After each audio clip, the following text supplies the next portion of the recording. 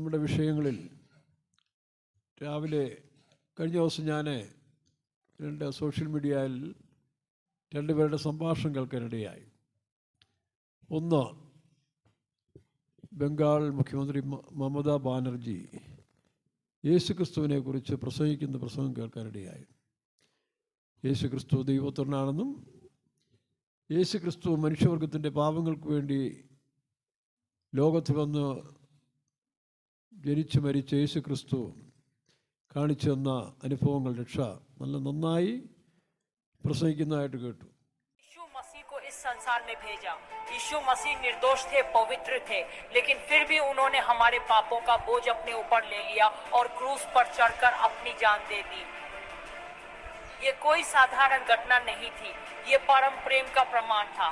परमेश्वर ने जगत से ऐसा प्रेम रखा कि उसने अपना एकलौता पुत्र दे दिया, ताकि जो कोई उस पर विश्वास करे वो नाश न हो परंतु अनंत जीवन पाए. മറ്റൊരാൾ രാഹുൽ ഈസർ എന്ന് പറയുന്ന അദ്ദേഹം യോഹന്നാന്റെ സുവിശേഷം 8-ാം അധ്യായത്തിൽ ചില വാക്യങ്ങളെടുത്ത് സംസാരിച്ച് സോഷ്യൽ മീഡിയയിൽ വളരെ അധികം പേര് കേൾക്കാനിടയായി. യോഹന്നാൻ സുവിശേഷം 8. അപ്പോ യേശു ഒലിവ് മലയിലേക്ക് പോയി. അതിരാവിലെ അവൻ വീണ്ടും ദേവാലയത്തിലേക്ക് വന്നു. ജനങ്ങളെല്ലാം അവന്റെ അടുക്കലെത്തി. അവൻ ഇരുന്ന് അവരെ പഠിപ്പിച്ചു. അനാശാസ്ത്രത്തിൽ പിടിക്കപ്പെട്ട ഒരു സ്ത്രീയെ നിയമജ്ഞരും ഫരീസിയരും കൂടി അവന്റെ അടുക്കൽ കൊണ്ടുവന്ന് നിർത്തി. അവർ അവനോട്, യേശുക്രിസ്തുവിനോട് പറഞ്ഞു, ഗുരു, ഈ സ്ത്രീ അനാശാസ്യത്തിന് പിടിക്കപ്പെട്ടവളാണ്. ഇങ്ങനെയുള്ളവരെ കല്ലെറിയണമെന്നാണ് മോശ നിയമത്തിൽ കൽപ്പിച്ചിരിക്കുന്നത്. ആ സമയത്ത് കേരളത്തിൽ വളരെ പ്രാധാന്യമായി അറിയപ്പെട്ടൊരു വ്യക്തി എന്നോട് ഫോൺ ചെയ്തു. ഞാൻ ആ പ്രസംഗം കേട്ടു, പക്ഷെ ഒരു ഡൗട്ടുണ്ട് പാസ്റ്ററേ എന്ന് പറഞ്ഞു. അദ്ദേഹം പറഞ്ഞു, യേശുക്രിസ്തു നിലത്തെഴുതിക്കൊണ്ടിരുന്നല്ലോ, അതെന്തായിരുന്നാണ് ചോദിച്ചു. യേശു നിലത്തെഴുതിയിട്ടാണ് നിങ്ങളിൽ പാപം ചെയ്യാത്തവർ കല്ലെറിയട്ടെ, അത് ഇതുവരെ കേട്ടിട്ടില്ല, എന്തായിരിക്കാം? ഞാൻ പറഞ്ഞത് കറക്റ്റായിട്ടുള്ള മറുപടി ഉണ്ട്. മറ്റു പലരുടെയും സംശയങ്ങളൊന്നാണ് യേശു എന്താണ് എഴുതിയത്. നമുക്ക് ആദ്യം തന്നെ ആ വേദഭാവം ഒന്ന് വായിക്കാം. യോഹന്നാന്റെ സുവിശേഷം 8-ാം അധ്യായത്തിൻ്റെ 3-ാം വാക്യം നമ്മൾ വായിക്കുമ്പോൾ അവിടെ നമുക്കറിയാം, പാപിനിയായ ഒരു സ്ത്രീയെ പരീശന്മാരും പുരോഹിതന്മാരും ചിലരുമെല്ലാം അവനെ പിടിച്ചുകൊണ്ട് ലേവ്യരും കല്ലെറിഞ്ഞ് കൊല്ലുവാൻ വേണ്ടി യേശുക്രിസ്തുവിൻ്റെ സാന്നിധ്യത്തിലേക്ക് കൊണ്ടിരുന്നതായിട്ട് നമുക്ക് കാണാൻ കഴിയുന്നുണ്ട്. വായിക്കാം. അവൻ ഇരുന്ന് അവരെ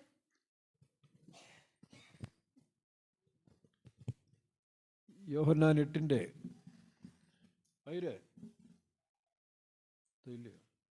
അവൻ ഇരുന്ന് അവരെ ഉപദേശിച്ചു കൊണ്ടിരിക്കുമ്പോൾ ശാസ്ത്രിമാരും പരീശന്മാരും വ്യഭിചാരത്തിൽ പിടിച്ചിരുന്ന ഒരു സ്ത്രീയെ കൊണ്ടുവന്ന് നടുവിൽ നിർത്തി അവനോട്, ഗുരു, ഈ സ്ത്രീയെ വ്യഭിചാര കർമ്മത്തിൽ തന്നെ പിടിച്ചിരിക്കുന്നു. ഇങ്ങനെയുള്ളവരെ കല്ലെറിയണമെന്ന് മോശ ന്യായപ്രമാണത്തിൽ ഞങ്ങളോട് കൽപ്പിച്ചിരിക്കുന്നു. നീ ഇവളെക്കുറിച്ച് എന്ത് പറയുന്നു എന്ന് ചോദിച്ചു. ഇത് അവനെ കുറ്റം ചുമത്തുവാൻ സംഗതി കിട്ടേണ്ടതിന് അവനെ പരീക്ഷിച്ച് ചോദിച്ചതായിരുന്നു. യേശു കുനിഞ്ഞ് വിരൽ കൊണ്ട് നിലത്ത് എഴുതിക്കൊണ്ടിരുന്നു. അവിടെ 6-ാം വാക്യത്തിൽ യേശു കുനിഞ്ഞ് നിലത്ത് എഴുതിക്കൊണ്ടിരുന്നതാണ്. താട്ട് വാക്യം. അവർ അവനോട് ചോദിച്ചുകൊണ്ടിരിക്കുമ്പോൾ അവൻ നിവർന്ന്, നിങ്ങൾ പാപമില്ലാത്തവന് അവളെ ഒന്നാമത് കല്ലെറിയട്ടെ. നിങ്ങളിൽ പാപമില്ലാത്തവർ അവളെ ഒന്നാമത് കല്ലെറിയട്ടെ. പല പ്രാസംഗന്മാരും അതിനെ വ്യാഖ്യാനിച്ചും കേട്ടിട്ടുണ്ട്. അവിടെ കൂടി വന്നവരുടെ എല്ലാ പാപങ്ങളും യേശു എഴുതി വെച്ചെന്നാണ്. അതെഴുതാനും ഒക്കത്തില്ല, അതിനുള്ള സമയമില്ല, അതല്ല വിഷയം. ഇവിടെ നമ്മൾ കാണുമ്പോൾ 2 വ്യക്തികളെ എടുത്ത് പറയുന്നുണ്ട്. ഒന്നാമതായി നമ്മൾ കാണുമ്പോൾ മോശ, ന്യായപ്രമാണത്തിൽ മോശ എഴുതിയിരിക്കുന്നതാണ്. ആ വാക്യം ഒന്ന് വായിച്ച്. ഇങ്ങനെയുള്ളവരെ കല്ലെറിയണമെന്ന് മോശ ന്യായപ്രമാണത്തിൽ ഞങ്ങളോട് കൽപ്പിച്ചിരിക്കുന്നു. അപ്പം ന്യായപ്രമാണത്തിൻ്റെ വക്താവാണ് മോസസ്. മോശ ന്യായപ്രമാണത്തിൽ പറഞ്ഞിട്ടുണ്ട്, വ്യഭിചാരികളായ ഇസ്രായേൽ ജനത്തിൽ, ഇസ്രായേൽ സ്ത്രീകളിൽ വ്യഭിചാരികളായി തീർന്നവരെ കല്ലെറിഞ്ഞു കൊല്ലണം. അന്നത്തെ ആ കാലഘട്ടം നമുക്കറിയാമല്ലോ. പാപത്തിൻ്റെ കാഠിന്യത്തിനേറ്റ കണ്ണിന് കണ്ണ്, പല്ലിന് പല്ല് എന്നുള്ള കാലഘട്ടങ്ങളാണ്. മനുഷ്യന് റെക്ടിഫിക്കേഷൻ ഇല്ലാത്ത കാലത്തിൽ അതിനേറ്റ ശിക്ഷയാണ് കൊടുത്തുകൊണ്ടിരുന്നത്. പണ്ടത്തെ ട്രീറ്റ്മെൻറ്റും അങ്ങനല്ലേ. പാമ്പ് കടിച്ചാൽ മറ്റു ചില വിഷയങ്ങളുണ്ടായെങ്കിലും ഇത് ഇരുമ്പ് പഴിപ്പിച്ച് അവിടോട്ട് കുത്തി ഇറക്കുമായിരുന്നു. അങ്ങനെയൊക്കെയുള്ളതായ കാഠിന്യമേറിയ ചികിത്സാ രീതികളും ശിക്ഷകളും ഒക്കെ ആ കാലഘട്ടത്തിൽ ഉണ്ടായിരുന്നു. കാരണം അന്നത്തെ മനുഷ്യൻ്റെ കാഠിന്യ ഹൃദയം അതുപോലുള്ളതായിരുന്നു. എന്നാൽ പിന്നോട്ട് വായിക്കുമ്പോൾ ന്യായപ്രമാണം, യോഹന്നാൻ്റെ സുവിശേഷത്തിൽ നമ്മൾ വായിക്കുമ്പോൾ ന്യായപ്രമാണം മോശ മുഖാന്തരം ലഭിച്ചു. ഒന്നിൻ്റെ കൃപയും സത്യവും യേശു ക്രിസ്തു മൂലമായി ലഭിച്ചെന്ന് കാണാൻ കഴിയുന്നുണ്ട്. 17-ാം വാക്യം വായിക്കും. ന്യായപ്രമാണം മോശ മുഖാന്തരം ലഭിച്ചു, കൃപയും സത്യവും യേശു ക്രിസ്തു അപ്പോൾ മുഖാന്തരം. ന്യായപ്രമാണത്തിൽ നമുക്കറിയാം, ഇസ്രായേലിൽ യഹൂദന്മാർ വളരെ പ്രശംസിച്ചുകൊണ്ട് നടക്കുന്നൊരു വിഷയമാണ്, മറ്റൊരു ജാതിക്കും കൊടുക്കാത്തതായ വലിയ പ്രമാണം ഞങ്ങൾ ദൈവത്തിൽ നിന്ന് പ്രാപിച്ചവരാണെന്ന്. പക്ഷേ ആ പ്രമാണത്തെ നമ്മൾ പരിശോധിച്ചാൽ നേഴ്സറി സ്കൂളിലെ കുട്ടികൾ കൊടുത്ത പ്രമാണമാണത്. അതായത് അജ്ഞരായ മനുഷ്യർ, അറിവില്ലാത്ത മനുഷ്യർ കൊടുക്കുന്ന പ്രമാണമാണ് ഈ 10 കൽപ്പന എന്ന് പറയുന്നത്. എന്താ കാരണം? അതിലെല്ലാം ചെയ്യരുത് ചെയ്യരുത് ചെയ്യരുത് ചെയ്യരുത് ചെയ്യരുത് ചെയ്യുന്നതാണ്. കൊല ചെയ്യരുത്, വ്യഭിചാരം ചെയ്യരുത്, അന്യൻ്റെ ഭാര്യ അല്ലെങ്കിൽ അന്യൻ്റെ മോഷ്ടിക്കരുത്, വിഗ്രഹങ്ങൾ ഉണ്ടാക്കരുത്. അപ്പോൾ എല്ലാം അരുത്, നോ. നമുക്കറിയാം, കൊച്ചുകുട്ടികളെ എപ്പോഴും വീടുകളിൽ അമ്മമാർ ഉപയോഗിക്കുന്ന വാക്കാണ് നോ നോ നോ നോ. ഒരിടത്തിനും അവർ വിടാത്ത, കാരണം അവർക്കറിയില്ല. തീരെടുത്തിട്ട് ചെല്ലുമ്പം നോ, അല്ലെങ്കിൽ റോഡിലോട്ട് ഇറങ്ങുമ്പോൾ നോ, എല്ലാം നോ പറയുന്നതാണ്.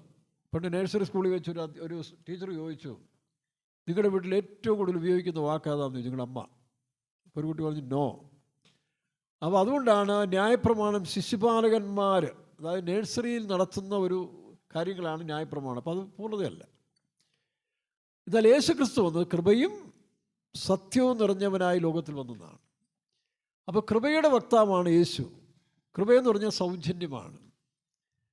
അതിന് സൗജന്യമായിട്ട് കൊടുക്കുന്ന ഒന്നാണ് കൃപയെന്ന് പറയുന്നത്. മനുഷ്യൻ്റെ യോഗ്യത കൊണ്ടല്ല, അവൻ്റെ അയോഗ്യതയിൽ അവനെ രക്ഷപ്പെടുത്തിയെടുക്കുന്ന ഒന്നാണ് കൃപയെന്ന് പറയുന്നത്, ഏറ്റ സമയത്തിൽ.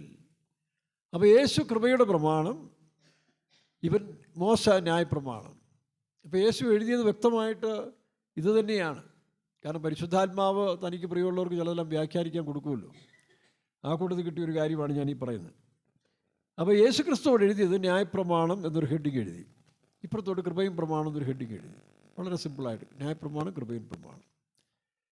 ന്യായപ്രമാണത്തിൽ മോശ പറയുന്നത് കൊല ചെയ്യരുത്, കൊല ചെയ്താൽ പാപം. വ്യഭിചാരം ചെയ്യരുത്, അതും പാപം. പക്ഷേ യേശു ക്രിസ്തുവിൻ്റെ പ്രമാണം അതിനേക്കാൾ ഭയങ്കരമാണ്.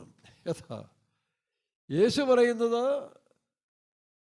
ഒരു മനുഷ്യൻ കൊല ചെയ്തണ്ട, പക്ഷെ അവൻ കോപിച്ചാൽ കൊലപാതകനായി മാറുകയാണ്. അപ്പോൾ കൊലപാതകത്തിൻ്റെ അപ്പനല്ലേ കോപം. അപ്പോൾ അത് കുറെ കൂടെ കാഠിന്യമാണ്, നിയമം കുറെ കൂടെ കർശനമാണ്. നമുക്കറിയുന്നത് കേരളത്തിലെ റോഡും മറ്റു പല കാര്യങ്ങളൊക്കെ ഉണ്ടെങ്കിലും പല കാര്യങ്ങൾക്കും ഇവിടെ നിയമങ്ങൾ വളരെ അയഞ്ഞു പോയി കിടക്കുന്നൊരു അവസ്ഥയാണ്. ശിക്ഷ കൂടുതലും, നിയമം കുറച്ച്. പക്ഷേ വിദേശങ്ങളിൽ നമ്മൾ നോക്കിയാൽ നിയമം കർശനമാണ്, പക്ഷേ അത് പാലിക്കാൻ ജനങ്ങൾ ഇഷ്ടപ്പെടുകയും ചെയ്യുകയാണ്. കാരണം അതുകൊണ്ട് ഗുണമുണ്ട്. അപ്പോൾ ഇവിടെ ന്യായപ്രമാണത്തിൽ കൊല ചെയ്യരുത്, അല്ലെങ്കിൽ വ്യഭിചാരം ചെയ്യരുത്. യേശു തൻ്റെ ഗിരിപ്രമാണത്തിൽ പറയും, ഞാനോ നിങ്ങളോട് പറയുന്നു, കോപിക്കുന്നവനൊക്കെയും കൊലപാതകൻ. അപ്പോൾ പിന്നെ എല്ലാവരും നോക്കുക, നീ വ്യഭിചാരം ചെയ്യണ്ട, വ്യഭിചാരത്തിൻ്റെ ആത്മാവ് ചിന്ത നിന്നിലുണ്ടെങ്കിൽ നീ വ്യഭിചാരിയാണ്. കാരണം മനസ്സല്ലേ ഏറ്റവും വലിയ ടോപ്പ്. മനസ്സ് അശുദ്ധമായാൽ അത് ശരീരത്തിൽ വ്യാപിച്ചു കഴിയും. ഇന്നല്ല നാളെ നീ അത് ചെയ്തിരിക്കും. ഇന്നൊരു പക്ഷേ അവസരങ്ങൾ, നിൻ്റെ പൊസിഷൻ, നിൻ്റെ സംഘടന, സമുദായം, ശിക്ഷ, ഇതെല്ലാം പേടിച്ചിട്ടാണ് പലതും ചെയ്യാത്തത്. അല്ല ഇപ്പോൾ തീർത്തേനെന്ന് പറയത്തില്ലേ. അപ്പോൾ ഈ പാപം അവരുടെ ഹൃദയത്തിലുണ്ട്. അതാണ് കോപം കൊലപാതകത്തിന് തുല്യമായി തന്നെയാണ്. കൊലപാതകത്തേക്കാൾ ഒരു സ്റ്റെപ്പ് കൂടെ കൂടുതലാണെന്ന് പറയാം. വ്യഭിചാരം ചെയ്യേണ്ട സ്ത്രീയോ സ്ത്രീ പുരുഷനെയോ തെറ്റായ രീതിയിൽ ചിന്തിച്ചാൽ മതി, നിന്നിൽ പാപം വന്നു. മറ്റത് വേറൊരാൾക്കൂടെ എഫക്റ്റ് ചെയ്യുന്നുള്ളേ ഉള്ളൂ. അപ്പോൾ ചിന്തയിൽ നിന്നാണ് പാപം പ്രവേശിക്കുന്നത്. റോമാലേഖനത്തിൽ വായിക്കുന്നുള്ളൂ, മോഹങ്ങൾ ജനിക്കുമാറ് ജഡത്തിനായി ചിന്തിക്കരുത്. അപ്പോൾ യേശു എഴുതിയത് മോശയുടെ പ്രമാണം ആദ്യം എഴുതി. കാരണം വന്നിരിക്കുന്ന ആരാ? പ്രമാണങ്ങൾ നന്നായിട്ട് പഠിച്ച പരീശന്മാരും ശാസ്ത്രിമാരും ഒക്കെ അതിനകത്തുണ്ട്. അവരൊരു പക്ഷേ വ്യഭിചാരപാപം ചെയ്യുന്നവരായിരിക്കില്ല, കാരണം അവർക്ക് കല്ലെറിയണമെങ്കിൽ അതിനുള്ള യോഗ്യത വേണ്ടായോ. ആ യോഗ്യതയ്ക്ക് വേണ്ടി അവരെന്ത് ചെയ്യുന്നു? കടിച്ചു പിടിച്ച് പാപം ചെയ്യാതെ മറ്റുള്ളവരെ ശിക്ഷിക്കാൻ വേണ്ടി പൊസിഷൻ കാത്തു സൂക്ഷിക്കുന്നവരാണ്. പല സ്ഥാനത്തിരിക്കുന്നവരും അങ്ങനല്ലേ? ആ സ്ഥാനം നഷ്ടപ്പെടാതിരിക്കാൻ വേണ്ടി ചിലതെല്ലാം കടിച്ചു പിടിച്ച് മുമ്പോട്ട് പോകുന്നു. അനുവദിക്കാമെങ്കിൽ എല്ലാവരും കണക്ക് തന്നെയാണ്, ഒരു വ്യത്യാസമില്ല, എല്ലാവരും പാപം ചെയ്ത് നഷ്ടപ്പെടുത്തിയിരിക്കുകയാണ്. അപ്പോൾ ചിലർ ചില പ്രമാണങ്ങളുടെയും ചില സംഘടനകളുടെയും ചില പൊസിഷൻ കാക്കുന്നതിന് വേണ്ടി ചിലതെല്ലാം ഇങ്ങനെ കടിച്ച് മസിൽ പിടിച്ചു വയ്ക്കുന്നത് മാത്രമേ ഉള്ളൂ. പക്ഷേ അകത്ത് അത് തന്നെ ഇരിക്കുന്നത്. അതുകൊണ്ടല്ലേ ഈ സ്ത്രീയോട് സ്നേഹമുണ്ടെങ്കിൽ, കരുണയുണ്ടെങ്കിൽ അവർ കല്ലെറിയുന്നോണ്ടിരിക്കുമോ? ഇല്ല, ഇങ്ങനെ രക്ഷപ്പെടുത്താൻ നോക്കും. അപ്പോൾ അതാണ് എഴുതിയത്. ഇത്രയേ ഉള്ളൂ. ഒരു ഹെഡിങ് ന്യായപ്രമാണം, കൊല ചെയ്യരുത്. മറ്റൊരു കൃപയിൻ പ്രമാണത്തിൽ യേശു പറഞ്ഞു കോപിക്കുന്നവൻ കൊലപാതകൻ. അപ്പോൾ ഇവന്മാർ വന്നിരിക്കുന്നതെല്ലാം കോപിച്ചുകൊണ്ട് വന്നിരിക്കുകയല്ലേ. അവർക്കത് ഗ്രഹിക്കാനുള്ള ബുദ്ധി ഉണ്ടായിരുന്നു, കാരണം പ്രമാണം പഠിച്ചവരാണ്. യേശുവിൻ്റെ പ്രമാണം മനസ്സിലാക്കിയപ്പോൾ ഞങ്ങളും പാപികളാണെന്ന് അവർക്ക് ബോധ്യം വന്നു. ആ സ്ത്രീ പ്രത്യക്ഷമായിട്ട് വ്യഭിചാരം ചെയ്തു, അല്ലെങ്കിൽ അതിനോട് പങ്ക് കൂടിയവരും. പക്ഷെ ഇവരോ അകത്ത് ഈ വ്യഭിചാരത്തിൻ്റെ ആത്മാവ് ഇങ്ങനെ തള്ളിക്കൊണ്ടിരിക്കുന്നവരാണ്. പക്ഷേ അവസരം കിട്ടാത്തതും മനുഷ്യ ഭയം കൊണ്ടും തങ്ങളുടെ പൊസിഷൻ നഷ്ടപ്പെടുത്താതിരിക്കാൻ വേണ്ടി ചിലരിങ്ങനെ മുമ്പോട്ട് കൊണ്ടുവന്ന് മാത്രമേ ഉള്ളൂ. അപ്പം ഇവിടെ യേശുവിൻ്റെ സാന്നിധ്യത്തിൽ വന്നപ്പോൾ ഇവരും പാപി, സ്ത്രീയും പാപി. അതുകൊണ്ടാണ് യേശു ക്രിസ്തുവിനെ ഇവർ സ്നേഹിക്കാതിരുന്നത്. യേശു ക്രിസ്തു വരുന്നതിന് മുമ്പേ ഈ പ്രമാണം പൊക്കി പിടിച്ചുകൊണ്ട് നടന്ന ഈ പരീശന്മാരും ശാസ്ത്രിമാരും ഒക്കെ എന്ത് ചെയ്തു? ഞങ്ങളിത് ഈ പ്രമാണം അനുഷ്ഠിക്കുന്നു, ഉപവസിക്കുന്നു, പ്രാർത്ഥിക്കുന്നു. ഇതെല്ലാം എന്തിനു വേണ്ടിയാണ്?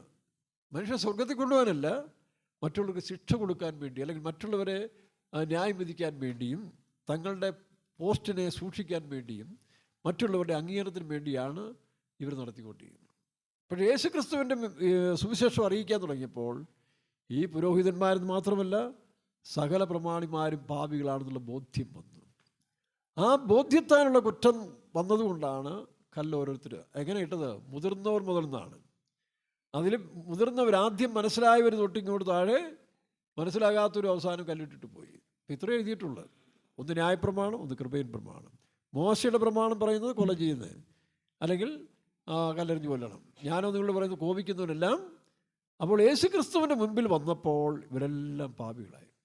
നമ്മുടെ സഭകളിലൊക്കെ ഇല്ലേ ചില സമയങ്ങളിൽ ചില വേലക്കാരും വിശ്വാസികളും ഒക്കെ വലിയ വിശുദ്ധന്മാരും പുണ്യാളന്മാരും മറ്റുള്ളവരെ ന്യായം വിധിക്കാൻ വേണ്ടി ഇങ്ങനെ നടക്കുന്നവരുണ്ടല്ലേ. ഇപ്പോൾ തിരുവത്താഴം നടക്കുമ്പോൾ തന്നെ പണ്ടൊക്കെ അവൻ തിരുവത്താഴത്തോ ഞാൻ എടുക്കത്തില്ല. കാരണം എന്താ? അവൻ കഴിഞ്ഞ ആഴ്ച ബീഡി വലിച്ചു, അല്ലെങ്കിൽ എന്തെങ്കിലും ചെറിയ കുറ്റം കണ്ടു, ഞാൻ അവനേക്കാൾ വിശുദ്ധനാണ്, അല്ലെങ്കിൽ ഞാൻ 3 ദിവസം കൃത്യമായിട്ട് ഇവിടെ പ്രാർത്ഥനയ്ക്ക് വന്നവനാണ് ശുദ്ധീകരണത്തിന്. നീ ശുദ്ധീകരണത്തിന് വന്നാലും നിൻ്റെ മനസ്സ് ശുദ്ധമായാലും എന്താ ഗുണം? അവനൊരു പക്ഷേ അവിടെ നിന്നുകൊണ്ട് വിളിച്ചു പറയും കർത്താവ് എൻ്റെ പാപം ക്ഷമിക്കണമെന്ന് ശുദ്ധീകരിച്ചുകൊണ്ടായിരിക്കും അവൻ തിരുവത്താഴത്തിന് വരുന്നത്. അപ്പോൾ ഇതൊന്നും നമ്മുടെ ഡ്യൂട്ടിയല്ല. നമ്മൾ കാര്യങ്ങൾ മനസ്സിലാക്കി കൊടുക്കുക, അവനവൻ്റെ മനസ്സാക്ഷിക്കൊത്തോണം പോവുക. ഇപ്പോൾ ക്രിസ്തു ഈ ഉപദേശം പറഞ്ഞപ്പോൾ എല്ലാം തുല്യനായി. അതാണ് സഭയിലൊക്കെ ഉണ്ടാകുന്നത്, സഭാ സംഘടന രാഷ്ട്രീയത്തിൽ.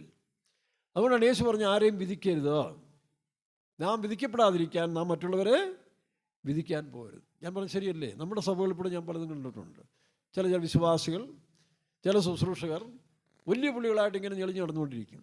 പക്ഷേ അവർ അകത്തിരിക്കുന്നതും, അല്ലെങ്കിൽ അവരുടെ അകത്തിരിക്കുന്ന പാപത്തിൻ്റെ ശക്തി ഭയങ്കരമായിരിക്കും. കോപം, പ്രതികാരം, പക, ജഡിക സ്വഭാവങ്ങൾ. പക്ഷേ സമൂഹത്തെ ഭയപ്പെടുന്നു, അല്ലെങ്കിൽ അധികാരികളെ ഭയപ്പെടുന്നു, പോസ്റ്റിനെ ഭയപ്പെടുന്നു. അതുകൊണ്ട് നിൽക്കുന്നത് മാത്രമേ ഉള്ളൂ. പക്ഷേ ദൈവസന്നിധി ചെല്ലുമ്പോൾ അന്തരംഗങ്ങളെ മനസ്സിലാക്കുന്നവനായ ദൈവം, ഉൾപ്പുകളിലുള്ള കാര്യങ്ങൾ മനസ്സിലാക്കുന്ന ദൈവത്തിന് മുമ്പാകെ വരുമ്പോൾ എന്ത് ചെയ്യുന്നു? സ്വയം അല്ലെങ്കിൽ അവർ തെറ്റുകാരെന്നൊരു ബോധ്യം വരുന്നു. പക്ഷെ ബോധ്യം വന്നിട്ട് കാര്യമില്ല. ഇവരെന്താ ചെയ്തേ? ബോധ്യം വന്നപ്പോൾ അവർക്ക് മനസ്സിലായി ഇനി യേശുവിനോട് സംസാരിച്ചിട്ട് കാര്യമില്ല, കാരണം ഞങ്ങളും പാപികളാണെന്നൊരു ബോധ്യം വന്നു. പക്ഷേ അവരുടെ പാരമ്പര്യം, പഴക്കം, അവരുടെ പോസ്റ്റ് കളയാതിരിക്കാൻ വേണ്ടി അവരെന്ത് ചെയ്യുന്നു? സ്വയം കുറ്റം ഏറ്റെടുക്കാതെ, സമ്മതിക്കാതെ അതേ പാപത്തിൽ തന്നെ അവർ തുടർന്നു പോവുകയാണ്. നോക്കണം, അവർ വീണ്ടും അതേ പാപത്തിൽ തന്നെ തുടർന്നു പോകും. ഇനി യേശുവിൻ്റെ സാന്നിധ്യം ഉള്ളിടത്ത് ആരും അവർ വരുത്തില്ല. അല്ലാത്തടത്ത് പോയി അവർ പ്രമാണം പറയും, അല്ലാത്തടത്ത് നിയമം പറയും. എന്നാൽ ആ സ്ത്രീക്ക് വേറെ വഴിയില്ല. സ്ത്രീക്ക് പ്രമാണം പറയാൻ ഇല്ല. അവൾ പാപിയാണെന്നൊരു ബോധ്യം തനിക്ക് വന്നു. അപ്പോൾ കർത്താവ് പറഞ്ഞെന്താ വായിച്ചേ? ഞാനും നിന്നെ വിധിക്കുന്നില്ല. യേശു നിവർന്ന് അവളോട്, സ്ത്രീയെ, അവർ എവിടെ? നിനക്ക് ആരും ശിക്ഷ വിധിച്ചില്ലയോ എന്ന് ചോദിച്ചത്. അവർ എവിടെ? ആരും. കാരണം ഇതാണ് ഇന്നത്തെ രാഷ്ട്രീയക്കാരുണ്ടല്ലേ, ഒരു പാർട്ടിക്കാർ പാപം ചെയ്ത്, അല്ലെങ്കിൽ ഈ പറഞ്ഞ പോലെ സ്ത്രീ വിഷയമായിട്ട് എത്ര എണ്ണം പിടിക്കപ്പെട്ടാലും അവർ ന്യായം പറഞ്ഞുകൊണ്ടിരിക്കും. അടുത്തവൻ വരുമ്പോൾ ഇവരവരെ രാജിവെക്കണം, തകർക്കണം എന്ന് പറഞ്ഞ് അങ്ങോട്ടും ഇങ്ങോട്ടും യുദ്ധം ചെയ്തുകൊണ്ടിരിക്കുകയാണ്. ഇങ്ങനെയുള്ള നേതാക്കന്മാർ രാജ്യഭരണത്തിൽ ഇരിക്കുന്നിടത്തോളം കാലം ആ രാജ്യം അങ്ങനെ നന്നാകാനാണ്. ഒന്നുകിൽ പ്രമാണത്തിൽ ശക്തമായിരിക്കണം, അല്ലെങ്കിൽ എന്ത് ചെയ്യണം, കൃപയുടെ പ്രമാണത്തിലായിരിക്കണം. അതാ രാഹുൽ ഈശ്വരൻ പറഞ്ഞതാണ്, എന്താ നമുക്കിനി ആവശ്യം യേശുക്രിസ്തുവിൻ്റെ വചനമാണ്. യേശുക്രിസ്തുവാണ് നമുക്ക് ആവശ്യം, ബൈബിളാണ് നമുക്ക് ആവശ്യം, തിരുവചനമാണ് ആവശ്യമെന്ന് ഹൈന്ദവ സഹോദരൻ പ്രഖ്യാപിക്കുകയുണ്ടായി. മമതാ ബാനർജി ബംഗ്ലാദേശിൽ സകല ജനത്തോടും പറഞ്ഞു, രക്ഷകനായ യേശുക്രിസ്തുവിനെ സ്വീകരിച്ചു കൊള്ളുക, യേശുക്രിസ്തുവാണ് മാതൃക, അവനാണ് മനുഷ്യവർഗത്തിൻ്റെ പാപത്തിനും. ഇത് എത്ര കാലമായിട്ട് നമ്മൾ പറയുന്നുണ്ട്. പക്ഷേ നേതാക്കന്മാർ സമ്മതിക്കുമോ? എന്താ കാരണം? അവരുടെ ലാഭം പോയി പോകും. അപ്പോൾ അവരുടെ ലാഭത്തിന് വേണ്ടിയാണ് ഈ ജനസേവനം എന്ന് പറഞ്ഞ് നടക്കുന്ന നല്ല ശതമാനവും. അവരുടെ കസേരയും അവരുടെ സുഖജീവിതവും അവരുടെ സന്തോഷവും അത് രാഷ്ട്രീയത്തിൽ മാത്രമല്ല മതങ്ങളിലും ഉണ്ട്, പെന്തിക്കോസുകളിലും ഉണ്ട്. തങ്ങളുടെ ലാഭത്തിന് വേണ്ടി, ആ ലാഭക്കച്ചവടത്തിന് വേണ്ടി ഒരു മാഫിയ ഗ്രൂപ്പിനെ പോലും പെന്തിക്കോസ് സഭ ഉൾപ്പെടെ പല സഭകളിലും മനുഷ്യനുണ്ടാക്കാൻ ശ്രമിക്കും, ഗ്രൂപ്പ് ഉണ്ടാക്കാൻ ശ്രമിക്കും. അവരുടെ ഗ്രൂപ്പിൽപ്പെട്ടവർ എന്ത് തോന്നിവാസം ചെയ്താലും അതൊന്നും തെറ്റല്ല. തങ്ങൾക്കിഷ്ടമില്ലാത്തൊരു എതിർ ഗ്രൂപ്പുള്ളവർ വഴിയെ പോയാൽ മതി, അവനെ എങ്ങനെയെങ്കിലും ക്രൂശിക്കാം. ഇതാണ് ഇന്ന് സമൂഹം. ഇതല്ലേ ഇന്നത്തെ സോഷ്യൽ മീഡിയ മുഴുവൻ നിറഞ്ഞിരിക്കും. നല്ല കാര്യങ്ങൾ വല്ലതും ഉണ്ടോ? മോശമായത് എവിടെയെങ്കിലും ഒന്നുണ്ടെങ്കിൽ അതിനെ കയറി പിടിച്ചുകൊണ്ട് മൊത്തം പ്രഖ്യാപിച്ചുകൊണ്ട് നടക്കും. ഈ മൈക്കും കൊണ്ട് പിടിച്ചു നടക്കുന്നവരും ഇത് വിധിക്കാൻ നടക്കുന്നവരല്ല, ഇത് തന്നെയല്ലേ എല്ലാവരുടെ അകത്തിരിക്കുന്നുണ്ട്. അവസരം കിട്ടിയാൽ പാപം വെളിയിൽ വരും. അങ്ങനെയാണ്. അപ്പോൾ അതുകൊണ്ടാണ് യേശു പറഞ്ഞത്, സ്ത്രീയെ അവർ നിനക്ക് ശിക്ഷ വിധിച്ചില്ലയോ? വായിക്കാം. നിനക്ക് ആരും ശിക്ഷ വിധിച്ചില്ലയോ എന്ന് ചോദിച്ചതിന് ഇല്ല കർത്താവേ എന്ന് അവൾ പറഞ്ഞു. ഇല്ല കർത്താവേ. കാരണം ശരിയല്ലേ, എന്തുകൊണ്ട് വിധിച്ചില്ല? ഉള്ള സ്നേഹം കൊണ്ടാണ്. യേശുവിൻ്റെ സാന്നിധ്യം ഇല്ലായിരുന്നെങ്കിൽ അവനെ കല്ലെറിഞ്ഞ് കൊന്നേനെ. കാരണം ഞങ്ങളുടെ പ്രമാണം പറയുന്നതാണ് അവൻ്റെ തലവെട്ടണം. ചിന്തിച്ചു നോക്കി, ഒരു ദൈവം, കരുണാസമ്പന്നനായ ദൈവം എന്ന് പറയുന്നൊരു അനുഭവം നമുക്ക് മാതൃക ക്രിസ്തു കാണിച്ചു തന്നിരിക്കെ, ഇത് വെളിപ്പെട്ടതിന് ശേഷം ഇനി അതിന് മേളിൽ ഏതെങ്കിലും ദൈവം വന്നിട്ട് മനുഷ്യന് തലവെട്ടണം അല്ലെങ്കിൽ ശത്രുവിനെ കൊല്ലണമെന്ന് പറഞ്ഞാൽ അതെന്തോ ഒരു സുവിശേഷമാണ്. ആ സുവിശേഷത്തിന് എന്ത് വിലയുണ്ട്? അതുകൊണ്ടാണ് രാഹുൽ ഈശ്വരൻ പറഞ്ഞു, ഇനിമേൽ നമുക്ക് യേശുക്രിസ്തു മതി, യേശുക്രിസ്തുവിൻ്റെ തിരുവചനം മതി. അതും രാഹുൽ ഈശ്വരൻ മാത്രമല്ല, വേദപുസ്തകം പറയുന്നു, എല്ലാ മുഴങ്കാലും യേശു കർത്താവെന്ന് ഏറ്റുപറയുന്ന കാലം വരും. പെന്തിക്കോസ് ചില പുള്ളികളും ചില തലമുറയും ഈ യേശുവിനെ വേണ്ടാന്ന് പറഞ്ഞ് ലോകത്തിലേക്ക് പോയിക്കൊണ്ടിരിക്കുകയാണ്. പകരം നോക്കണം, അനേകരിത് ഏറ്റുകൊണ്ടേയിരിക്കുകയാണ്. കാരണം എന്താ? പെന്തിക്കോസിലെ മാതാപിതാക്കന്മാരും കുഞ്ഞുങ്ങളെ ശരിയായിട്ട് ക്രിസ്തുവിനെ പറ്റി പഠിപ്പിച്ചു കൊടുത്തില്ല. അവർ പലരും വെള്ളയിടുന്നുണ്ട്, മീശ പഠിക്കുന്നുണ്ട്, പക്ഷേ കുടുംബങ്ങളിൽ കുഞ്ഞുങ്ങൾക്ക് ഷെയർ ചെയ്ത് കൊടുക്കുന്നത് അവരുടെ പാരമ്പര്യവും പഴക്കങ്ങളും മറ്റുള്ളവരുടെ കുറ്റങ്ങളും കുറവുകളാണ്. അതുകൊണ്ടാണ് സന്തതികൾ നശിച്ചു പോകുന്നത്. എന്നാൽ മാതാപിതാക്കന്മാരിൽ കൂടി ആ ക്രിസ്തു വെളിപ്പെട്ട് കഴിഞ്ഞാൽ, നമ്മുടെ സഭകളിൽ കൂടെ ശുശ്രൂഷയിൽ കൂടെ വെളിപ്പെട്ട് കഴിഞ്ഞാൽ അവരൊരു കാലത്തും പോയാലും തിരിച്ചു വരും. അതാണ് എൻ്റെ സത്യം. അപ്പോൾ അതുകൊണ്ട് ഈ യേശുക്രിസ്തു എന്ന് പറയുന്ന സത്യം പഠിച്ചു നോക്കുകയും വായിച്ചു നോക്കുകയും, അതാണ് ക്ഷമിക്കുന്നതിൻ്റെ സ്നേഹത്തിൻ്റെയും. കർത്താവായ യേശുക്രിസ്തു കാൽവരിയിൽ തൻ്റെ അവസാനത്തുള്ള രക്തവും ഒരു പടയാളി കുത്തിയപ്പോൾ വെളിയിൽ വന്നു. മറ്റൊന്ന് രക്തം വായിച്ച് യോഹന്നാന്റെ സുവിശേഷം 18-ാം അധ്യായം വായിക്കുമ്പോൾ ഒരു പടയാളി ഒരു കുന്തം കൊണ്ട് 19 അവൻ്റെ വിലാപ്പുറത്ത് കുത്തി, ഉടനെ രക്തവും 19-ാം അധ്യായം 34-ാം വാക്യം. എങ്കിലും പടയാളികൾ ഒരുത്തൻ കുന്തം കൊണ്ട് അവന്റെ വിലാപ്പുറത്ത് കുത്തി, ഉടനെ രക്തവും വെള്ളവും പുറപ്പെട്ടു. കുത്തിയവന് എന്ത് കൊടുക്കുന്നു? കർത്താവായ യേശുവിൻ്റെ വിലാപ്പുറത്ത് കുത്തിയ കുന്തം കൊണ്ട് കുത്തിയവൻ്റെ റിസൾട്ട് എന്താ? രക്തവും വെള്ളവും. എന്താണ് രക്തം? ക്ഷമയുടെയും വെള്ളം സ്നേഹത്തിൻ്റെയും. വെള്ളം പരിശുദ്ധാത്മാവിനെ ലഭിക്കുന്ന സ്നേഹം, രക്തം ക്ഷമയുടെയാണ്. അപ്പോൾ ക്ഷമയുടെയും സ്നേഹത്തിൻ്റെയും സുവിശേഷമാണ് ഇന്ന് ലോകത്തിന് ആവശ്യം. അത് ഏത് ഗവൺമെൻറ് വന്നാലും ഏത് പാർട്ടിക്കാർ വന്നാലും ഇത് നിങ്ങൾ പ്രാപിക്കാത്തോളം കാലം നിങ്ങളുടെ സാമ്രാജ്യം അസ്തമിച്ചു പോകും. കഴിഞ്ഞ കാലങ്ങളിൽ ലോകത്തിൽ എത്രയോ സാമ്രാജ്യങ്ങൾ എഴുന്നേറ്റെങ്കിലും ഈ രണ്ട് കാര്യങ്ങളില്ലാതെ പോയത് കൊണ്ടാണ് അതെല്ലാം അസ്തമിച്ചത്. എന്നാൽ യേശു ക്രിസ്തുവിൻ്റെ രാജ്യം, നെപ്പോളിയൻ ബോണപ്പാർട്ട് യൂറോപ്പ് മുഴുവൻ പിടിച്ചെടുക്കുവാൻ വേണ്ടി ഓടി നടന്ന മനുഷ്യനാണ്.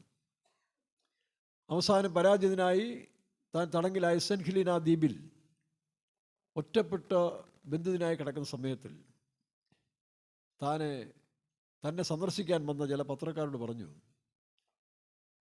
ഞാൻ ലോകം പിടിച്ചെടുക്കുവാൻ വാളും പരിചയും ഇല്ലെങ്കിൽ വെടിമരുന്നും കൊണ്ടൊക്കെ ഓടിയ കാലങ്ങൾ, പക്ഷേ എല്ലാം പരാജയപ്പെട്ടു. ഒരു പ്രജ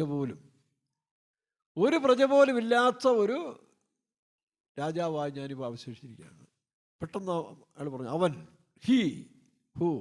ജീസസ് ക്രൈസ്റ്റ് ഒരായുധം എന്താതെ തൻ്റെ സത്യസുവിശേഷം കൊണ്ട് ഇപ്പോഴും ലോകത്തെ പിടിച്ചുകൊണ്ടിരിക്കുകയാണ്. ഇന്നൊരു ദിവസം എത്ര മനുഷ്യർ രക്ഷിക്കപ്പെടുന്നറിയാവും? ഓരോ ദിവസവും ആയിരക്കണക്കിന് മനുഷ്യരാണ് യേശു ക്രിസ്തുവിനെ സ്വീകരിച്ചുകൊണ്ടിരിക്കുന്നത്. ചരിത്രം പറയുന്നുണ്ട്, ആയിരക്കണക്കിന്. ഹിന്ദു പരിഷത്തിൻ്റെ ഒരു പ്രമുഖ നേതാവ് പറഞ്ഞെന്താ, 1.5%, 2% എന്ന് പറയുന്നത് പഴയ കണക്കാണ്. ഇപ്പോൾ കണക്കില്ലാത്ത വിധത്തിൽ പെരുകയാണ് ക്രിസ്തുവിൻ്റെ ഫോളോവേഴ്സ്, ക്രിസ്തുവിൻ ഗാമികൾ. കാരണം മനുഷ്യർ സത്യം മനസ്സിലായി തുടങ്ങി, അധികാരികൾക്ക് സത്യം മനസ്സിലായി തുടങ്ങി. പക്ഷെ ഒരു കൂട്ടർ മനസ്സിലാകാൻ ഇനിയും വൈകും. അതുകൊണ്ട് യേശു ക്രിസ്തുവിൻ്റെ സുവിശേഷത്തിൻ്റെ സാരാംശം മതങ്ങളെ ഉണ്ടാക്കുകയല്ല, സംഘടനകളെ ഉണ്ടാക്കിയെടുക്കുക എന്നുള്ളതല്ല, വ്യക്തി ജീവിതങ്ങൾക്ക് മാറ്റം വരുത്തുന്നതാണ് ക്രിസ്തുവിൻ്റെ സുവിശേഷം. ലൂക്കാസ് സുവിശേഷം 19-ാം അധ്യായം നമ്മൾ വായിക്കുമ്പോൾ ഒരു കസ്റ്റംസ് ഓഫീസർ ഉണ്ടായിരുന്നു. മനുഷ്യൻ അന്യായമായിട്ട് ചുങ്കം പിരിച്ച് കാശുണ്ടാക്കി വലിയ ധനവാനായി തീർന്നപ്പോൾ സമാധാനം പോയി, സന്തോഷമില്ല. കാരണം ഈ പണം കൊണ്ട് വല്ല സമാധാനം ഉണ്ടാകും. അങ്ങനെ ഇരിക്കുമ്പോഴാണ് യേശു ക്രിസ്തുവിൻ്റെ സുവിശേഷം കേൾക്കാനിടയായത്. അപ്പോൾ തനിക്കൊരാഗ്രഹം, യേശുവിനെ ഒന്ന് കാണണം. സക്കായി എന്നാണ് പേര്. യേശുവിനെ കാണണമെന്ന് ആഗ്രഹിച്ചുകൊണ്ട് അവനെന്ത് ചെയ്തു? നീളക്കുറവാണ്. പലരും കുഴപ്പം അതാണ്, വളർച്ചയില്ല. 5 അടി 15 ഇഞ്ചിനല്ല, ആത്മാവിലും ജ്ഞാനത്തിലും വളർച്ചയില്ലാത്ത മനുഷ്യനാണ് പലരും. അപ്പം അങ്ങനെ വളർച്ചയില്ലാത്തതുകൊണ്ട് ഈ ലോകത്തിൻ്റെ നശിച്ചു പോകുന്ന പണത്തിനും പ്രതാപത്തിനും ലൗകികത്തിനും വേണ്ടി മനുഷ്യർ ഓടുകയാണ്. പക്ഷേ അവസാനം നിരാശരായി പോവുകയാണ്. ആ നിരാശരായി പോകുന്ന സമയത്ത് ചിലരെന്ത് ചെയ്യും? ജീവിതം നശിപ്പിച്ച് കളയും. അപ്പോഴാണ് സുവിശേഷം, അതിനാണ് സുവിശേഷത്തിൻ്റെ പ്രാധാന്യം. അല്ലാതെ മതത്തിൽ ചേർക്കുന്നതല്ല യേശു ക്രിസ്തുവിൻ്റെ സുവിശേഷം. ഈ സഹായിയെ പോലെ, അല്ലെങ്കിൽ ഈ പറഞ്ഞ പാപിനിയായ സ്ത്രീയെ രക്ഷപ്പെടുത്തുന്നത്. ഇവർ പറയില്ല, 2000 വർഷങ്ങൾക്ക് മുമ്പ് ഇപ്പോൾ ഫെമിനിസ്റ്റ് സംഘടനകളും നവീകരണ കർത്താക്കന്മാരും എല്ലാം വന്നതിന് ശേഷമാണ് സ്ത്രീകൾക്ക് പ്രാധാന്യം വന്നത്. ആണോ? യേശു ക്രിസ്തുവിൻ്റെ രാജ്യത്തിൽ സ്ത്രീക്ക് പുരുഷൻ തുല്യതയാണ് കൊടുത്തിരിക്കുന്നത്. അതിലാണും പെണ്ണുമെന്നില്ല, ദാസൻ സോദരനെന്നില്ല, എല്ലാവരും ക്രിസ്തുവിൽ ഒന്നത്രേ. അതുകൊണ്ടല്ലേ ഈ പാപിനിയായ സ്ത്രീക്ക് നോക്കണം, ഒരു വലിയ സിംഹത്തിൻ്റെ വായിൽ അകപ്പെട്ട മാൻകുഞ്ഞിനെ പോലെ കർത്താവളെ പിടിവിച്ചെടുത്തത്. അപ്പോൾ ഫെമിനിസ്റ്റുകൾക്ക് അല്ലെങ്കിൽ സ്ത്രീപക്ഷപാതികൾ ഓർത്തോളം, നിങ്ങൾക്ക് വേണ്ടി ആദ്യമായിട്ട് രംഗത്ത് വന്ന യേശു ക്രിസ്തുവാണ്. കർത്താവായ യേശു ദൈവപുത്രൻ സ്ത്രീകൾക്ക് പ്രാധാന്യം കൊടുത്തത് തൻ്റെ എല്ലാത്തിനും, തൻ്റെ ശുശ്രൂഷയിൽ അവരെ പങ്കാളികളാക്കി. ആരംഭ സഭകളിൽ തന്നെ സഭയുടെ ചാർജിൽ അവരെ കൊണ്ടുവന്നു. നോക്കണം, സഭയിൽ ചാർജിൽ. പക്ഷേ സൂക്ഷിച്ച് വേണം. ഈ സ്ത്രീകളുടെ കുറ്റമല്ല, പക്ഷെ ഒരു സമയം കഴിയുമ്പോൾ അവർക്ക് ഒരു സ്റ്റെപ്പ് വളർന്നു വരുമ്പോൾ പെട്ടെന്ന് ഒരു ബാലൻസിങ് ഇല്ലെങ്കിൽ പിന്നെ പിടികിട്ടാകും. പുരുഷന്മാരും ഉണ്ട്. അപ്പോൾ എപ്പോഴും ഒരു ടോളറൻസ് ആവശ്യമാണ്. അതില്ലാതെ പോയാൽ വലിയ അപകടമാകും. പെട്ടെന്ന് ഇവർ ഈ ഒരു വിധത്തിൽ പറഞ്ഞാൽ പാവങ്ങളായതുകൊണ്ട് പെട്ടെന്ന് ഇമോഷണൽ ഇതിലേക്ക് വളർന്നു പോകും. അതവിടെ ഒരു നേച്ചറാണ്. ആണുങ്ങൾക്ക് അത്ര ഇമോഷണൽ ഇല്ല. ആ ഇമോഷൻ വന്നു കഴിഞ്ഞാൽ കൺട്രോളിങ് ഇല്ലെങ്കിൽ ആ സ്ത്രീകൾ വലിയ അപകടകാരികളായി മാറും, ഭയങ്കര അപകടകാരികളായി. അപ്പോൾ അതും സൂക്ഷിക്കേണ്ട കാര്യങ്ങളാണ്. ഇതങ്ങനെയൊക്കെ പറഞ്ഞു കഴിഞ്ഞാൽ അത് വിരുദ്ധമായിട്ട് തോന്നിയാലും സത്യമായ കാര്യമാണ്. അപ്പം കർത്താവായ യേശു ക്രിസ്തുവാണ് ഈ സ്ത്രീകൾക്കെല്ലാം ആദ്യമായിട്ട് സ്വാതന്ത്ര്യം കൊടുത്തത്, സ്ത്രീകൾക്കെല്ലാം എല്ലാവർക്കും. അപ്പോൾ അതുകൊണ്ട് ആ യേശു ക്രിസ്തുവിനെയാണ് മനുഷ്യൻ സ്വീകരിക്കേണ്ടത്. ഞാൻ കഴിഞ്ഞ ദിവസം പറഞ്ഞ പോലെ ബൈബിളോ ഖുറാനോ ഭഗവത്ഗീതയോ രാമായണോ എല്ലാം നിരത്തി വയ്ക്കുക. എന്നിട്ട് അറിവുള്ള മനുഷ്യരൊന്ന് പഠിച്ചു നോക്കേ, ഇതിലേതെല്ലാം മനുഷ്യ പ്രയോജനമുള്ളതായിത്തീരും, അതെടുത്തോ, ബാക്കിയെല്ലാം കളഞ്ഞേര്. അല്ല ചുമ്മാ കടന്ന് മതങ്ങൾക്കും സംഘടനയ്ക്കും വേണ്ടി ജീവിതം കളഞ്ഞ് ഈ ആയുസ് നഷ്ടപ്പെടുത്താതെ ആരെ നമുക്ക് പിൻപറ്റിയാൽ സമാധാനമായി ജീവിക്കാം. അതുകൊണ്ടാണ് ഞാൻ പറഞ്ഞത്, യേശു ക്രിസ്തുവിൻ്റെ സുവിശേഷത്തിൻ്റെ സാരാംശം ഒരു ക്രിസ്തുമതം ഉണ്ടാക്കിയല്ല, പെന്തിക്കോസ് മതങ്ങൾ ഉണ്ടാക്കി വരികയല്ല, കുറേ പാർഷന്മാരെ വാഴിക്കാൻ വേണ്ടിയല്ല, അതിന് കുറേ പാർഷന്മാരെ വിദേശത്ത് അയച്ച് കാശുണ്ടാക്കാൻ വേണ്ടിയല്ല. ഇതിൻ്റെ സാരാംശം തൻ്റെ ചങ്കിൽ നിന്ന് പുറപ്പെട്ടതായ ക്ഷമയുടെയും സ്നേഹത്തിൻ്റെയും മാർഗം. ക്ഷമിക്കുക, സ്നേഹിക്കുക. ലിയോ ടോൾസ്റ്റോയുടെ ഒരു പുസ്തകം പണ്ടക്കാണ് ഞാൻ വായിച്ചെനിക്ക് ഓർമ്മയുണ്ട്. കുറേ വർഷങ്ങൾക്ക് മുമ്പാണ്. അത് ഞാനൊരു ട്രാക്ടറുടെ ഒരു കാലത്ത് തന്നെ അടിച്ചതിനകത്ത് ചേർത്തിട്ടുണ്ടായിരുന്നു. അപ്പോൾ ആ ലിയോ ടോൾസ്റ്റോയി എഴുതിയിരിക്കുന്ന ആ ഒരു കഥയുടെ സാരാംശം ഡോണ്ട് പ്ലേ വിത്ത് ഫയർ എന്നാണ്. തീ കൊണ്ട് കളിക്കരുത്. അപ്പോൾ തീ എന്ന് പറയുന്നത് കത്തിച്ച് കളയുന്നതാണ്. രാജ്യങ്ങളെ കത്തിക്കുന്നു, ഇനിഷ്യൽ അല്ലെങ്കിൽ ലോകപ്രകാരം കാട് കത്തിക്കുന്നു, മറ്റ് തീകൾ സമൂഹങ്ങളെ കത്തിക്കുന്നു, ജാതി സ്പർദ്ധ ഉണ്ടായ തീ ജാതി വംശങ്ങളെ കത്തിക്കുന്നു. ഇപ്പോൾ ഇതിനെല്ലാം ആധാരമാക്കിക്കൊണ്ട് ലിയോ ടോൾസ്റ്റോ എഴുതിയൊരു പുസ്തകമുണ്ട്, ഡോണ്ട് പ്ലേ വിത്ത് ഫയർ. അപ്പോൾ അതിൽ ഒരു എക്സാമ്പിൾ പറഞ്ഞിരിക്കുന്നതാണ്, സംഭവകഥയാണ്. റഷ്യയിൽ നടന്ന ഇവാനോ എന്ന് പറയുന്ന ഒരു സഹോദരൻ, അവനൊരു കൂട്ടുകാരനുണ്ട്. രണ്ടുപേരും വളരെ ആത്മാർത്ഥമായ കൂട്ടുകാരായിരുന്നു. ആ ആത്മാർത്ഥമായ ഒരു ആ കുടുംബത്തിൽ ഇങ്ങനെ പോകുന്ന സമയത്താണ് ഒരു കല്യാണം കഴിച്ചു. കല്യാണം കഴിച്ച് മറ്റു സ്ഥലത്തുനിന്ന് വ്യത്യസ്തമായ രണ്ട് സ്ത്രീകൾ ഈ രണ്ട് കുടുംബങ്ങൾ വന്നു.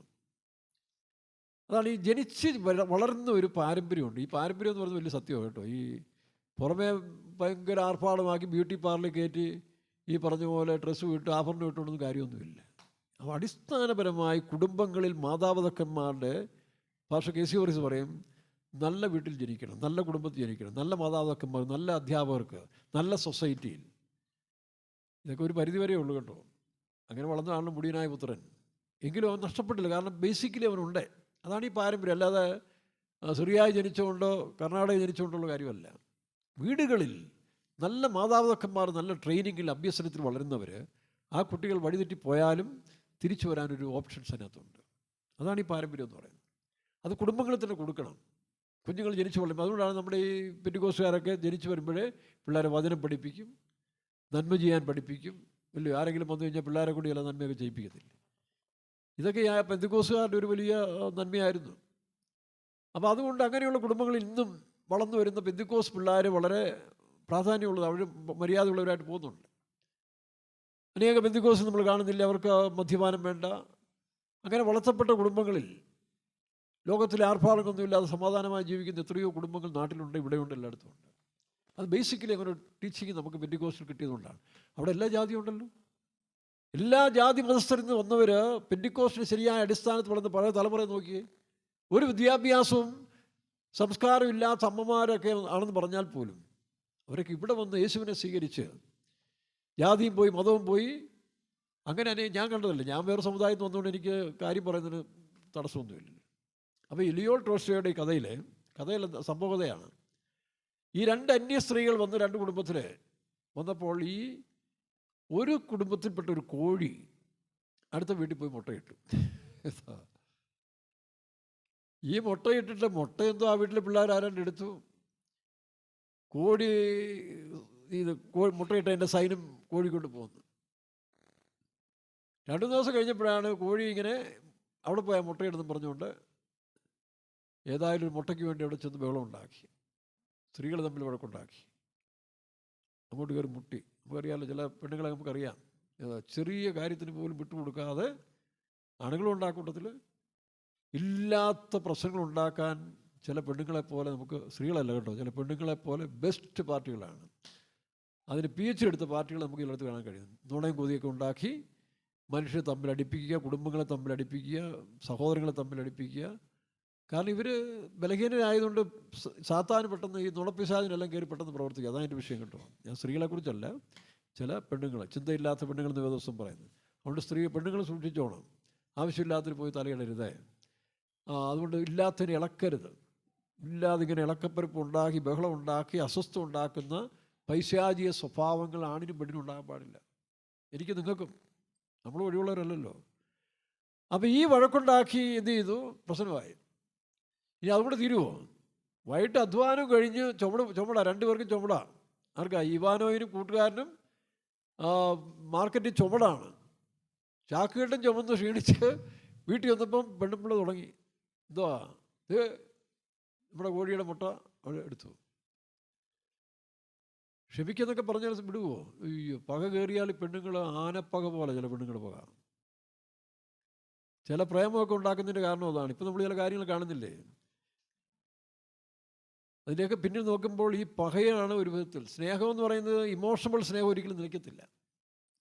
ഇമോഷണൽ സ്നേഹത്തിൻ്റെ പിന്നിലുണ്ടാകുന്ന പ്രശ്നങ്ങളാണ് ആണിനും പെണ്ണിനും ഇപ്പോൾ ഉണ്ടാകുന്ന പ്രശ്നങ്ങൾ മുഴുവൻ. അപ്പോൾ അത് തങ്ങളുടെ കാര്യം സാധിക്കുന്നില്ലെന്നുണ്ട പിന്നെ പകയാണ്. അത് പെണ്ണുങ്ങൾക്കാണ് കൂടുതൽ. പിന്നെ ഏത് വിധത്തിലും അവരെ ഇല്ലാതാക്കാൻ അക്ഷീണ പരിശ്രമം. ആണുങ്ങൾ ഒരു ബഹളം കഴിയുമ്പോൾ അങ്ങ് മാറും, ഇവർ മാറത്തില്ല. അതൊരു സത്യമാണ്. അപ്പോൾ അതിന് പറ്റിയ ഫോഴ്സിങ് കൊടുക്കാൻ പറ്റിയ പാർട്ടികളോ പുറകിലുണ്ടെങ്കിൽ തീർന്നു. നമ്മുടെ കേരളത്തിൻ്റെ വലിയ അവസ്ഥ ഇതാണ്. ആവശ്യമില്ലാത്ത പ്രശ്നങ്ങളെ കലക്കി ഇളക്കി ഭരിക്കണം. എന്തിനാണ് ഭരിക്കുന്നത്? കാശടിച്ച് മാറ്റണം, വർഷാനം, അല്ലാതെ നാളെ നന്നാക്കാനാണ്. ഇതിനെല്ലാം ഒരു അവസാനം വരും. അതവിടെ കിടക്കട്ടെ. അപ്പം ഈ പെണ്ണുങ്ങൾ പോയി ഭർത്താക്കന്മാരെ ഇളക്കി, ഇവാനോയെ ഇളക്കി, മറ്റവനെ ഇളക്കി. ഇവർ ചുമട് കഴിഞ്ഞ് പ്രശ്നമായിട്ട് ക്ഷീണിച്ച് വരുമ്പോൾ ഈ ഇളക്കം കഴിഞ്ഞപ്പോൾ സാഹചര്യങ്ങൾ ഇഷ്ടമുണ്ടായിട്ടല്ല. പോയി ചോദിച്ചു, നീ എന്താണ് ഇങ്ങനെ, നിൻ്റെ പണപ്പിള്ള ഇങ്ങനെ കാണിച്ചല്ലോ എന്ന് ചോദിച്ചു, നിൻ്റെ ഭാര്യ ഇങ്ങനെ കാണിച്ചല്ലോ എന്ന് ചോദിച്ചു. എന്നാൽ മര്യാദയ്ക്കൊന്നും പറഞ്ഞുകൊണ്ടത് അവർ തമ്മിൽ ക്ലാഷായി. ഇത് പറയുമ്പോൾ രസകരമായ അറിയാം. പിള്ളേർക്ക് വേണ്ടി ഒരു കഥ പറയാം കേട്ടോ. കഥയല്ല, നടന്ന സംഭവം. പാമ്പാടിയിൽ നമ്മുടെ പെയ്ത്തോമിനെ കുറച്ച് മാറി ഒരു അപ്പനും മോനും ഉണ്ടായിരുന്നു. ഒറിജിനലാണ്. താഴും താക്കോൽ എന്നാ പേര്. അതുപോലെ ക്ലോസായി അപ്പനും മോനും, കൂട്ടുകാരെ പോലെ. കാഞ്ചിയാർ നമുക്കങ്ങനെ രണ്ട് വിശ്വാസങ്ങളുണ്ട്, ഞാൻ പേര് പറയുന്നില്ല. പണ്ട് കാഞ്ചിയാറിൽ ഈ താഴും താക്കോൽ പോലത്തെ ഒരു അപ്പനും മോനും ഉണ്ടായിരുന്നു. നാട്ടുകാരുടെ പേഴ. അത് നിങ്ങൾക്ക് അറിയാവുന്നതുകൊണ്ട് ഞാൻ പേര് പറയുന്നില്ല. രണ്ടുപേരും മരിച്ചു പോയി കേട്ടോ. ഇതുപോലെ പാമ്പാടിയിൽ ഈ അപ്പനും മോനും ഭയങ്കര ഫ്രണ്ട്ഷിപ്പാണ്. നാട്ടുകാർക്ക് അത്ഭുതം. ഇവിടെ അപ്പനും മോനും കൂടെ ഒന്നിച്ചെന്ന് കഴിക്കത്തുള്ളൂ, ഒന്നിച്ച് സന്തോഷമായിട്ട് സംസാരിച്ചൊക്കെ പോകും. അങ്ങനെ സംസാരിച്ച് പോയി ജീവിച്ച് അങ്ങനെ മുമ്പോട്ട് പോകുമ്പോൾ അമ്മയാണ് അവിടുത്തെ ഭരണകർത്താവ്. ഒരു സമുദായക്കാരിയാണ് കേട്ടോ. നമ്മുടെ എനിക്ക് തോന്നുന്നത് നമ്മുടെ ഇവരുടെ റിലേഷൻ ആയിരിക്കും, അവരുടെയാണ്. യാക്കോബിൻ്റെ ഈസാക്കിൻ്റെ ഭാര്യയുടെ പേരാണ് റബേക്ക.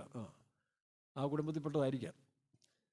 അപ്പോൾ ഇവരെന്ത് ചെയ്തൊരു ഈ മകനെയൊക്കെ സ്നേഹിച്ച്, ഒറ്റ മകനല്ലേ ഉള്ളൂ, ഒറ്റ മക്കളുള്ളവർ സൂക്ഷിച്ചോളം. അമ്മമാർ അമിതമായ സ്നേഹിക്കും. കല്യാണം കഴിച്ചു കഴിഞ്ഞാൽ പെണ്ണുങ്ങൾക്ക് ഭർത്താക്കന്മാരെ സ്നേഹിക്കാൻ ചിലപ്പോൾ അവസരം കിട്ടാതെ വരും. മുമ്പൊക്കെ അങ്ങനെ ഒരുപാട് ക്ലാഷ് ഉണ്ടായിട്ടുണ്ട്. പല പ്രശ്നങ്ങളും ഞങ്ങൾ പോയി തീർത്തിട്ടുണ്ട്. കല്യാണം കഴിഞ്ഞാൽ അമ്മയെ പൂർണ്ണമായി സ്നേഹിക്കണമെന്ന് പറഞ്ഞാൽ നോക്കുമോ? അപ്പനെ അമ്മയും വിട്ട് ഭാര്യയോട് പറ്റിച്ചേരുന്നല്ലേ. അപ്പോൾ ഭാര്യയോട് സ്നേഹിക്കുന്നതും മിണ്ടുന്നതും കാണുമ്പോൾ ചില അമ്മായിമാർക്ക് വല്ലാത്ത സ്പിരിറ്റാണ്. പിന്നെ അവരെ തമ്മിൽ അടിയുണ്ടാക്കാൻ തോന്നും. അങ്ങനെ 2-3 സ്ഥലത്ത് ഞാൻ പോയി പ്രശ്നം തീർത്തിട്ടുണ്ട്, ഈ വാക്യമൊക്കെ വായിപ്പിച്ചിട്ട്. അപ്പോൾ എന്ന് പറഞ്ഞ പോലെ ഈ താഴും താക്കോലുമായ അപ്പനും മോനും കൂടി നടക്കുന്നതുകൊണ്ട് നാട്ടുകാർക്കൂടെ അസൂയാണ്, അത്രയ്ക്കും സ്നേഹമാണ്. ഈ അമ്മ എന്ത് ചെയ്തു, പോയി ആലോചിച്ചൊരു കല്യാണം കഴിപ്പിച്ചതാണ്. വലിയ പ്രാപ്തിയൊന്നുമല്ല, അമ്മയുടെ പരിധിയിൽ ഒതുങ്ങാൻ പറ്റിയ ഒരു പെണ്ണിനെ തന്നെ സ്വീകരിച്ചു. കാരണം അമ്മയുടെ നിയന്ത്രണത്തിലൂടെ പോകണമല്ലോ. അങ്ങനെ കല്യാണമൊക്കെ കഴിപ്പിച്ചു. കല്യാണം കഴിച്ചു കഴിഞ്ഞപ്പോൾ അവൻ ഭാര്യ അങ്ങ് സ്നേഹിക്കാൻ തുടങ്ങി. അങ്ങനെയല്ലേ വേദവസ്തം പറയുന്നത്. ആകയാൽ ഇത് മുതൽക്കൊണ്ട് അമ്മയപ്പനെയും വിറ്റല്ല കേട്ടോ, അമ്മയപ്പനെയും വിട്ടെന്ന് പറഞ്ഞാൽ മാറി ഇങ്ങോട്ട് സ്നേഹം കാണിക്കണമെന്ന് അതിൻ്റെ അർത്ഥം. അതുകൊണ്ട് വിറ്റ് സ്നേഹിക്കാൻ പോരുത്. അപ്പോൾ അങ്ങനെ വന്നപ്പോൾ എന്ത് ചെയ്തു, ഇവരുടെ സ്നേഹം കണ്ടപ്പോൾ അമ്മയ്ക്ക് ഭയങ്കര ദേഷ്യമായി. പഴയ പോലെ മോനെ അമ്മയുടെ ആ ചെല്ലപ്പള്ളിയായിട്ട് പോകുന്നില്ല, അവളുടെ ആലോചന കേൾക്കുന്നു. അമ്മ ഭക്ഷണം വിളിക്കാൻ പറഞ്ഞാൽ ഇവർ രണ്ടും കൂടെ ഒന്നിച്ചിരുന്നേ കഴിക്കത്തുള്ളൂ. ഇവനെ തനിച്ചിരുത്തി പോറ്റാനായിട്ട് അമ്മയ്ക്ക് സാധിക്കുന്നില്ല. ഇങ്ങനെ പല കാര്യങ്ങളായി കഴിഞ്ഞപ്പോൾ അമ്മയ്ക്ക് ഇങ്ങനെ സ്പിരിറ്റ് കയറി. അപ്പം അമ്മ പോയി അപ്പനോട് പറഞ്ഞു, എന്ത് പറഞ്ഞു, അവനിപ്പോൾ പഴയ പോലല്ല, പെണ്ണുമ്പിള്ള കിട്ടിയതിന് ശേഷം എന്നോട് സ്നേഹമില്ല, അവൾക്കും എന്നോട് സ്നേഹമില്ല, അതുകൊണ്ട് അവനെ നിർത്തേണ്ടടുത്ത് നിർത്തിക്കോണം, പറഞ്ഞു നിർത്തിക്കോണമെന്ന് പറഞ്ഞു. ശരി പറയാം. അപ്പോൾ അപ്പൻ മോനോട് പറഞ്ഞു, അമ്മ ഇങ്ങനെ കംപ്ലൈൻറ്റ് പറയുന്നുണ്ട്, നീ ഭാര്യ അമ്മയേക്കാൾ കൂടുതൽ സ്നേഹിക്കാനൊന്നും പോകണ്ട, അതെല്ലാം എന്ന് പറഞ്ഞ് അപ്പൻ കുറേ വഴക്കെല്ലാം പറഞ്ഞു. അപ്പനിച്ച് ചൂടായി. അവസാനം 1-2 പ്രാവശ്യം കഴിഞ്ഞു അപ്പൻ ചൂടായി. ഇവൻ വളരെ കൂളായിട്ട് കേട്ടോ, നല്ല ഐസ്ക്രീമും കൂൾ ഡ്രിങ്ക്സും കുടിച്ച പോലെ പറയുക, ഒരു കാര്യം ചെയ്യ്, അപ്പൻ്റെ ഭാര്യയെ പറഞ്ഞ് നിർത്തിക്കോ, ഞാൻ എൻ്റെ ഭാര്യയെ പറഞ്ഞ് നിർത്തിക്കോളാം കേട്ടോ. ഒരുപാട് ചെല്ലപ്പിള്ളയായിട്ട് വളർത്തിയ പിള്ളേർ അവസാനം ഇതുപോലെ ഡയലോഗ് അടിക്കുമ്പോൾ തള്ളമാരുടെ ചങ്കിന് കയറി കൊള്ളാതിരിക്കാൻ സൂക്ഷിക്കണം. അതുകൊണ്ട് വേദപുസ്തകത്തെ അടിസ്ഥാനമാക്കി വേണം പിള്ളേരെ വളർത്താൻ. ഞെട്ടിപ്പോയി, തന്ത ഞെട്ടിപ്പോയി. എന്താ അപ്പൻ പറയടാ, അപ്പൻ്റെ ഭാര്യയെ നിർത്തിക്കോ, ഞാൻ എൻ്റെ ഭാര്യയെ നിർത്തിക്കോളാം. അപ്പോൾ എന്ന് പറഞ്ഞ പോലെ ഇത് രണ്ടുപേരും പറഞ്ഞ് നിർത്തണ്ടേ? ഈ ഇവാനോ രണ്ട് പൊട്ടന്മാരും പെണ്ണുങ്ങളുടെ വാക്കിനെ കേട്ട് രണ്ടും കൂടെ ആയി, അവർ തമ്മിൽ അടിയായി കഴിഞ്ഞ് പല പ്രശ്നങ്ങളായി. ഒരു ദിവസം രാത്രിയിൽ ഇവാനോട് ഓപ്പോസിറ്റ് ഉണ്ടായിരുന്ന സഹോദരൻ, അവരുടെ പേര് ഞാൻ മറന്നുപോയി, ഒരുപാട് നാളായി വായിച്ചിട്ട്, അവനും ഭാര്യയും കൂടെ വന്ന് പാതിരാത്രിക്ക് ഇവരുടെ വീടിന് തീ വെച്ചു. ഇവാനോയുടെ വീടിന് തീ വെച്ചു. അതുകൊണ്ടാണ് തീ കൊണ്ട് കളിക്കരുതെന്ന് പറഞ്ഞു. അന്നത്തൊക്കെ പുല്ലുവീടൊക്കെ അല്ലേ, പഴയകാലത്തെ പുല്ലുവീടൊക്കെ, അത് കത്തിയെരിയാൻ തുടങ്ങി. അപ്പോൾ അപ്പൻ അവരുടെ ഇവാനോട് അപ്പൻ ഉണർന്നിരിക്കുകയായിരുന്നു. അപ്പൻ കണ്ട് ഇവരാന്ന് മനസ്സിലായി. കത്തിയെല്ലാം എരിഞ്ഞു കഴിഞ്ഞപ്പോൾ വേറെ ആര് വെക്കാനാ? ഉടനെ ഇവാനോ കത്തിയായിട്ടും ഇറങ്ങി. ഉടനെ അപ്പൻ കയറി തടഞ്ഞു, മോനെ നിൽക്കേ. എന്നിട്ട് പറഞ്ഞു, നീ ഒരു പ്രാവശ്യം ക്ഷമിച്ചു കൊടുത്താൽ ദൈവം 2 പ്രാവശ്യം നിന്നോട് ക്ഷമിക്കും. നോക്കണം, ഇതാണ് പ്രായമുള്ളവരുടെയും അധികാരത്തിലിരിക്കുന്നവരുടെയും മന്ത്രിമാരും പാതിമാരും പാർഷന്മാരും ഇങ്ങനെ സമാധാനം ഉണ്ടാക്കുന്ന ലോകമാണ് നമുക്ക് ആവശ്യം. കത്തിക്കരുത്. ഒരു വിഷയം വരുമ്പോൾ അത് കത്തിച്ച് കേരളത്തെ മലിമസമാക്കരുത്, ഇന്ത്യയെ മലിമസമാക്കരുത്. അതിനു പകരം സമാധാനമുണ്ടാക്കുന്ന രാജ്യസ്നേഹികളായ, അല്ലെങ്കിൽ പ്രജകളെ, പൗരന്മാരെ സ്നേഹിക്കുന്ന മന്ത്രിമാരും നേതാക്കന്മാരും പുരോഹിതന്മാരുമാണ് നമുക്ക് സംഘടനയെ വളർത്താൻ വേണ്ടി ബലി കൊടുക്കുന്നവരല്ല. പുന്നപ്ര വയലാറിൽ ഞാൻ നേരിട്ട് കേട്ടതാണ്. 2 സഖാക്കൾ തമ്മിൽ, പ്രധാനപ്പെട്ട സഖാക്കൾ തമ്മിൽ സംസാരിക്കാൻ കേട്ടതാണ്. അച്യുതാനന്ദനെ ഉൾപ്പെടെ വാരിക്കുന്നം പിടിച്ചുകൊണ്ട് ബ്രിട്ടീഷ് പട്ടാളക്കാർ തോക്കിന് മുമ്പിലേക്ക് പറഞ്ഞു വിട്ട കമ്മ്യൂണിസ്റ്റ് നേതാക്കന്മാരെ ഞാൻ കേട്ടിട്ടുണ്ട്. നേതാക്കന്മാർ പറഞ്ഞതിൻ്റെ കാതിൽ കേട്ടതാണ്, വീട്ടിൽ വെച്ച്. അന്ന് അച്യുതാനന്ദൻ ഭാഗ്യം കൊണ്ട് രക്ഷപ്പെട്ടതാണ്. ദൈവം അദ്ദേഹത്തെ സ്നേഹിച്ചുകൊണ്ട് രക്ഷപ്പെടുത്തിയെടുത്തായിരിക്കും. മറ്റുള്ളവരെ സ്നേഹിക്കുന്നില്ലെന്നല്ല. അപ്പോൾ ഇങ്ങനെയുള്ളതായ സ്വാർത്ഥമതികളായ നേതാക്കന്മാരുള്ള രാജ്യത്തിന് അയ്യോ കഷ്ടം. സ്വന്തം താല്പര്യങ്ങളും സ്വന്തം അണികളുടെ ലാഭത്തിനു വേണ്ടിയും ഭരിക്കുന്ന ഭരണകർത്താക്കന്മാരും പാർഷന്മാരും പാതിരിമാരും ഉള്ള ദേശത്തിന് അയ്യോ കഷ്ടം തന്നെയാണ്. ഇതിനൊക്കെ മാറ്റം വരും കേട്ടോ. അപ്പോൾ ഇവാനോട് അപ്പൻ പറഞ്ഞു, മോനെ നീ 1 പ്രാവശ്യം ക്ഷമിച്ചു കൊടു, ദൈവം നിനക്ക് 2 പ്രാവശ്യം ക്ഷമിച്ചു കൊടു. അങ്ങനെ ആ കേസിന് പോയില്ല, കേസിനും വഴക്കിനും പോയില്ല. ഈ പ്രായമുള്ള പിതാവിൻ്റെ നല്ല ആലോചനയിൽ മകനടങ്ങി. തനിക്കെതിരായ കേസിന് പോകേണ്ട ആള് ക്ഷമിച്ചു കൊടുത്തെന്ന് അറിഞ്ഞപ്പോൾ മറ്റവൻ വന്ന് ഇവാനോട് കെട്ടിപ്പിരിഞ്ഞ് കരഞ്ഞ് സമാധാനമായി വീട്ടിൽ ചെന്ന് 2 പേരും ഭാര്യമാർക്കിട്ട് തീർത്തൊരു വീക്കം കൊടുത്തു. 2 ഭർത്താക്കന്മാരും കെട്ടിപ്പിടിച്ച് കരഞ്ഞതിന് ശേഷം ഭാര്യമാർക്ക് 2 ഓരോ വീക്കം കൊടുത്തു. അതോടെ ആ ദേശം സ്വസ്ഥമായി. യേശു പറഞ്ഞു, എൻ്റെ സമാധാനം ഞാൻ നിങ്ങൾക്ക് തന്നേച്ചും പോകുന്നു, ലോകം തരുന്ന സമാധാനം പോലെയല്ല. അപ്പോൾ യോഹന്നാന്റെ സുവിശേഷത്തിൽ അതാണ് യേശു പറഞ്ഞേ. യേശുവിന് വിധിക്കാൻ അധികാരമുണ്ട്. കാരണം യേശുവിൻ്റെ പ്രമാണം വെച്ചാണ് യേശു വിധിക്കേണ്ടത്. എന്താ? കോപിക്കുന്നവനെ കൂടെ ശിക്ഷിക്കാൻ അധികാരം യേശുവിനുണ്ട്. ഞാനോ നിങ്ങളോട് പറയുന്നു, കോപിക്കുന്നവൻ കൊലപാതകം. അപ്പോൾ 2 പേരും ശിക്ഷയ്ക്ക് യോഗ്യരായി കഴിഞ്ഞപ്പോൾ ഒരു വ്യത്യാസമില്ല, എല്ലാവരും പാപം ചെയ്ത്, ഒരാൾ വെളിയിൽ പാപം ചെയ്തു, ഒരാൾ മനസ്സിൽ പാപം ചെയ്തു. കാണുന്നതോ താൽക്കാലിക, കാണാത്തതോ നിത്യം. തൊണ്ടി ഒളിപ്പിക്കുന്നവരും മോഷ്ടിക്കുന്നവരും ഒരുപോലെ തെറ്റുകാരൻ. തെറ്റ് ചെയ്യാൻ പ്രേരിപ്പിക്കുന്നവനും തെറ്റ് ചെയ്യുന്നവനും ശിക്ഷയ്ക്ക് അർഹനാണ്. പക്ഷേ യേശു എന്ത് ചെയ്തു? അങ്ങനെ ശിക്ഷിക്കാൻ പോയാൽ പിന്നെ ആരും രക്ഷിക്കാനില്ല. അതുകൊണ്ട് ഞാനും ക്ഷമിച്ചു. പക്ഷെ ഒരു വാണിംഗ്, ഇനിമേൽ എന്ത് ചെയ്യരുത്, ഇനിമേൽ പാവം. ഇതല്ലേ നല്ല സന്ദേശം? അതോ കത്തിച്ച് ഒരു ഭാഗം പോകുന്നു, നാളെ നീയും പോയി അതിനകത്ത് അകപ്പെടും. അന്യനെ വിധിക്കുന്നവനെ നീ നിന്നെ തന്നെ വിധിക്കുക, നീ നാളെ അതിലകപ്പെടും. അതുകൊണ്ട് ഏറ്റവും നല്ലതാണ് ക്രിസ്തുവിൻ്റെ മാർഗം. അതുകൊണ്ടാണ് മമതാ ബാനർജിയും രാഹുൽ ഈശ്വറും മറ്റു പലരും, അനേകരെ ക്രിസ്തുവിൻ്റെ, ശ്രീകുമാരൻ തമ്പി പാട്ട് എഴുത്തുകാരൻ, സംവിധായകൻ, കഴിഞ്ഞ ദിവസം പറയുന്ന കേട്ടില്ലേ, പിന്നെ അനേകർക്ക് ആ വെളിപ്പാട് കിട്ടി. യേശു ക്രിസ്തുവിൻ്റെ സുവിശേഷം കൊണ്ട് മാത്രമേ ലോകത്തിന് സമാധാനം വരികയുള്ളൂ.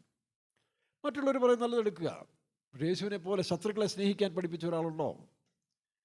ശത്രുക്കളെ സ്നേഹിക്കാൻ പഠിപ്പിച്ചില്ലല്ലോ. യേശുക്രിസ്തുവിൻ്റെ ക്ഷമയെന്ന് പറയുന്നത് ഈ ലോകത്തിൽ മാത്രമല്ല. ഗാന്ധിജി സായിപ്പ് ബൂട്ടിട്ട് ചവിട്ടിയപ്പോൾ ക്ഷമിച്ചു കൊടുത്ത സത്യമാണ്. പക്ഷെ മറ്റു ചില കാര്യത്തിലോ തൻ്റെ ഭാര്യ പോലും ചെറിയൊരു തെറ്റ് ചെയ്തതിന് താനെ ഭാര്യയ്ക്കിട്ട് ശരിയായിട്ട് അടിച്ചതാണ്. ചരിത്ര പുസ്തകത്തിലുണ്ട്. ഭാര്യയെ അടിച്ചു, പിന്നെ എത്രയെല്ലാ കാര്യങ്ങൾ. പക്ഷേ കർത്താവായ യേശുക്രിസ്തു ഈ ഭൂമിയിൽ വെച്ചുള്ള ക്ഷമയല്ല. അതുകൊണ്ടാണ് കാൽവരി ക്രൂശിൽ കിടക്കുമ്പോൾ തന്നെ കുത്തിത്തുളച്ചവരും ക്രൂശിച്ചവർക്ക് വേണ്ടി കൂടെ പ്രാർത്ഥിക്കുകയാണ്. എന്തിനാ കാരണം? ഇതിനെല്ലാം ശിക്ഷയില്ലേ? നീതിമാനെ, കുറ്റമില്ലാത്ത രക്തത്തിനെ കാണിച്ചു കൊടുത്തവനും ക്രൂശിച്ചവനും ശിക്ഷയുണ്ട്. ഈ പാപം ഞങ്ങളുടെ മേലും ഞങ്ങളുടെ സന്ധിമേലും വരട്ടെന്ന് പറഞ്ഞപ്പോൾ തന്നെ യേശു എന്ത് ചെയ്തു? ആ ക്രൂശിൽ കിടന്നുകൊണ്ട് മരണാവസ്ഥയിൽ തന്നെ പറഞ്ഞു, പിതാവേ, ഇവർ ചെയ്യുന്ന എന്തെന്നറിയായിയാൽ ഇവരോട് ക്ഷമിക്കണം. ഇത് ഏതെങ്കിലും നേതാക്കന്മാർ പറഞ്ഞിട്ടുണ്ടോ? കാരണം ഇവിടെ മാത്രമല്ല, നിത്യതയിൽ വരുമ്പോൾ ഒരു ന്യായവിധിയുണ്ട്. ആ ന്യായവിധിയെ പോലെ ഇവരോട് ക്ഷമിച്ചു കൊടുക്കണമെന്നുള്ള ആ പ്രാർത്ഥന നടത്തിയ ഒരു മഹാനെ കാണിച്ചതാണ്. ഞാൻ ഇവിടെ കാല് കഴുകുക പറ. അതാണ് യേശു ക്രിസ്തു. അതുകൊണ്ടാണ് എൻ്റെ 19 വയസ്സ് ഞാൻ യേശുവിനെ എൻ്റെ ബോസായും രക്ഷകനായും വീണ്ടെടുപ്പുകാരനുമായി സ്വീകരിച്ചല്ലാതെ പെന്തിക്കോസ് പ്രസ്ഥാനം മതമല്ല എനിക്ക് വിഷയം. ആ യേശു ക്രിസ്തുവിനെ ഞാൻ അന്നും ഇന്നും എന്നും, അല്ലാതെ പാഷന്മാർ മാറി വരുമ്പോഴോ നടത്തിപ്പുകാർ മാറി വരുമ്പോഴോ അഭിപ്രായം മാറ്റുന്നവനല്ല. അങ്ങനെയാണ് ഞങ്ങളെ പഠിപ്പിച്ചത്. ഞാൻ മദ്രാസിൽ ചില വർഷങ്ങൾ ഇരിക്കുമ്പോൾ എന്നെ പഠിപ്പിച്ച വിശുദ്ധന്മാരും ഇതൊക്കെ തന്നെ പഠിപ്പിച്ചത്. പക്ഷേ ഇടക്കാലത്ത് ചില പുള്ളികളിങ്ങനെ, പ്രത്യേകിച്ച് കേരളത്തിലെ നേരത്തെ ഉണ്ടായിരുന്നു, അവരെല്ലാം പോയി. അവരൊക്കെ മൺമറഞ്ഞു പോയി. അവരൊക്കെ ആയുസ് തികയാതെ സത്യം പഠിപ്പിക്കാത്തവരെല്ലാം സമയത്തിന് മുമ്പ് പിരിഞ്ഞു പോയി. അപ്പം പിന്നെ വലിയ കുഴപ്പമില്ല. പുതിയ തലമുറയ്ക്ക് പിന്നെ നല്ല ശതമാനത്തിനും എങ്ങനെയായാലും കുഴപ്പമില്ലെന്നാണ് പറഞ്ഞത്. അങ്ങനെ ഒരു പോക്കാണ് ഒരു കൂട്ടർ. എനിവേ, അടഞ്ഞ സത്യത്തിന് വേണ്ടി അവസാനം വരെയും ജീവനോട് നിൽക്കുക. അപ്പം അതാണ് യേശു ക്രിസ്തു. ക്ഷമിക്കുക. തൻ്റെ വിലാപ്രം കുത്തിത്തുളച്ചവനോട് യേശു എന്ത് ചെയ്തു? അവർക്ക് വേണ്ടി പിതാവിനോട് പക്ഷപാതം ചെയ്തു. പിതാവേ, ഇവർ ചെയ്യുന്ന അറിയായാലും ഇവരോട്.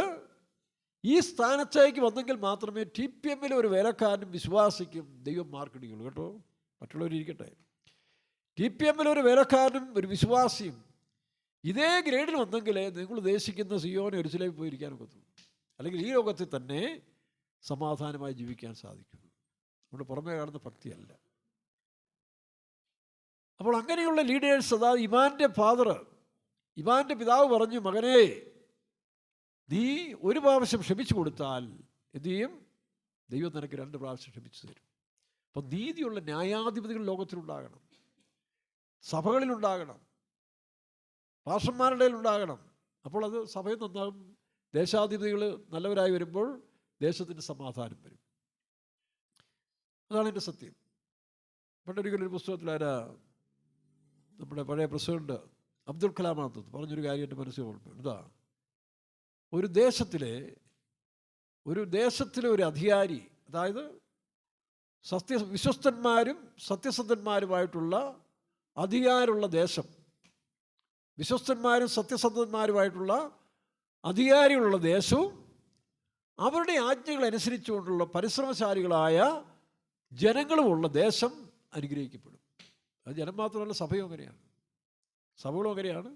അപ്പോൾ ഈ മതങ്ങൾക്കെല്ലാം ഒരു അവസാനം വേണം. മതങ്ങളൊന്നും ഞാൻ വിശ്വസിക്കുന്ന കൂട്ടത്തിലല്ല.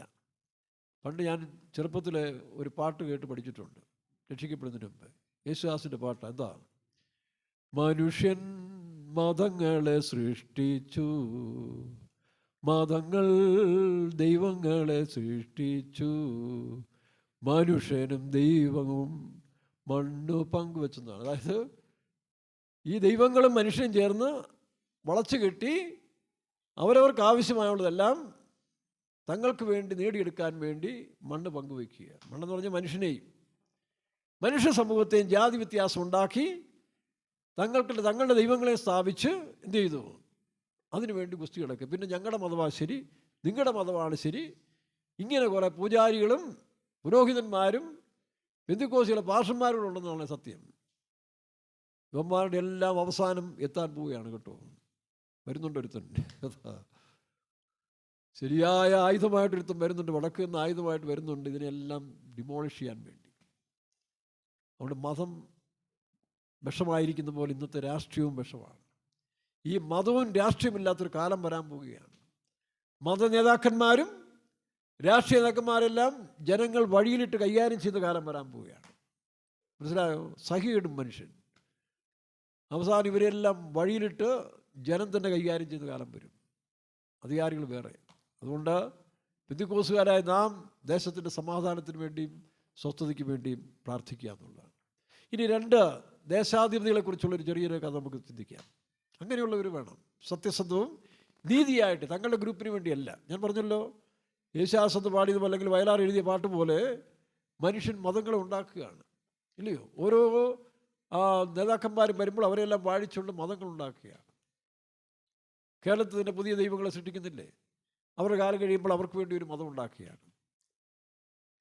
എന്നിട്ട് അതിൻ്റെ പിന്നിൽ കുറേ നേതാക്കന്മാരിങ്ങനെ വാഴ്ച നടത്താൻ വേണ്ടി മറ്റുള്ളവരെ ചൂഷണം ചെയ്തുകൊണ്ട് നടക്കുകയാണ്. അറിവില്ലാത്ത മനുഷ്യർ ഇവർ പറയുന്നത് കേട്ടുകൊണ്ട് ഇംഗില വിളിച്ച് നടക്കുക. അങ്ങനെയാണ് അഥേന ദേശത്തിൽ പൗലോസ് അപ്പോസ്തലൻ വായിച്ച 18-ാം അധ്യായം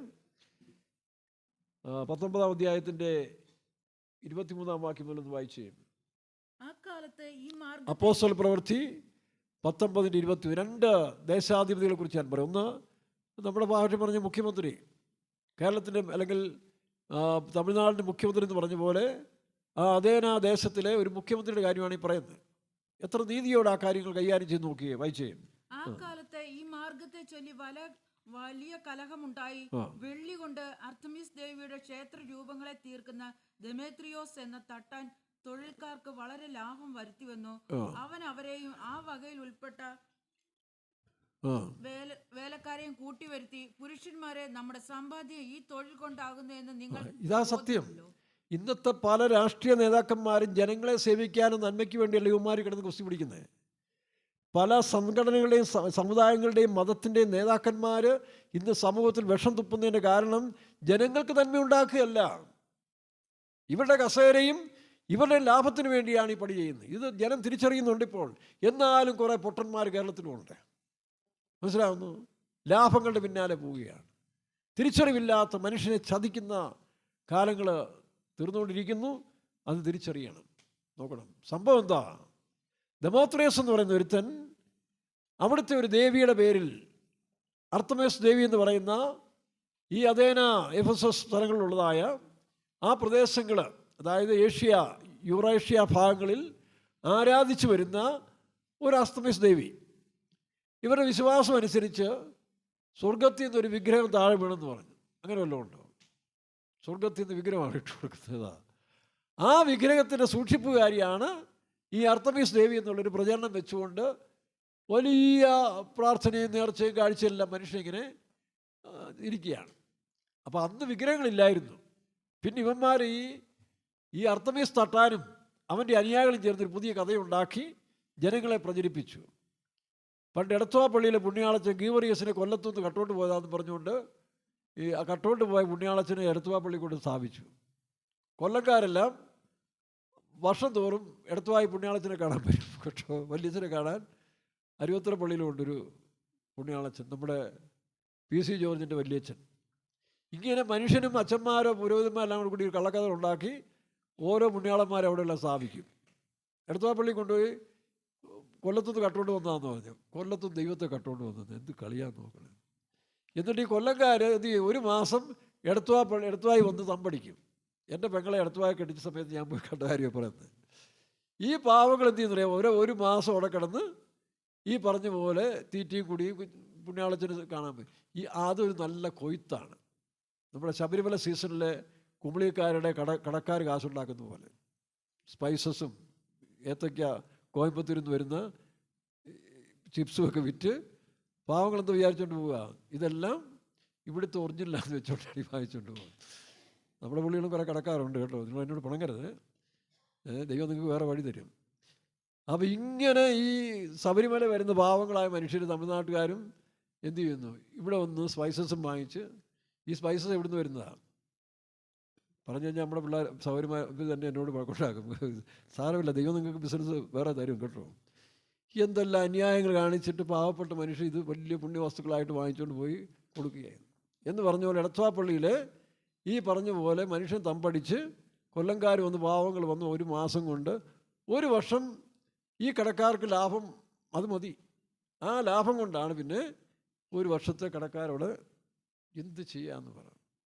ഇതുപോലെ അർത്തമസ് ദേവിയുടെ വിഗ്രഹം സ്വർഗത്തിൽ നിന്ന് വീണതാണെന്നും ഇത് നമുക്ക് വേണ്ടി യഹൂദന്മാർ 10 കൽപ്പന വന്ന പോലെ നമുക്ക് വേണ്ടി സ്വർഗത്തിലെ ദൈവം ഇട്ടു തന്നാന്ന് പറഞ്ഞൊരു വിശ്വാസം പ്രചരിപ്പിച്ചു. അങ്ങനെ ഇരിക്കുമ്പോഴാണ് അപ്പോൾ തട്ടാൻ ഹോൾസെയിലായിട്ട് എടുത്തിരിക്കുക മോണോപോളി, അയാളല്ലാതെ മറ്റാരും അവിടെ മെയിനായിട്ട് വന്നിട്ടുമില്ല.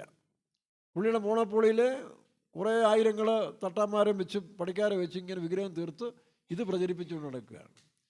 പക്ഷെ അപ്പോഴാണ് സത്യദൈവത്തെ, ജീവനുള്ള ദൈവത്തെ ആത്മാവലസത്തിലും ആരാധിക്കുന്ന സുവിശേഷം പൗലോസ് അറിയിച്ചുകൊണ്ട് വരുന്ന സമയത്ത് വായിച്ച്, എന്നാൽ ഈ പൗലോസ് എന്നവൻ കയ്യാൽ തീർത്ത് ദേവന്മാർ അല്ല എന്ന് അല്ല, പറഞ്ഞുകൊണ്ട് ഇവിടെ അത് ശരിയല്ലേ? നിങ്ങളൊന്ന് ചിന്തിച്ചു നോക്ക്. ഞങ്ങളെ തല്ലാൻ വരുന്നതിന് മുമ്പേ, തല്ലാൻ വരുന്നത് കഴുത്ത് വെട്ടാൻ വരുന്നത് ഒന്ന് ചിന്തിച്ചു നോക്കി. ഇവിടെ കയ്യാ തീർത്ത് ദൈവമാണെന്നോ? ആന്നോ? പറ.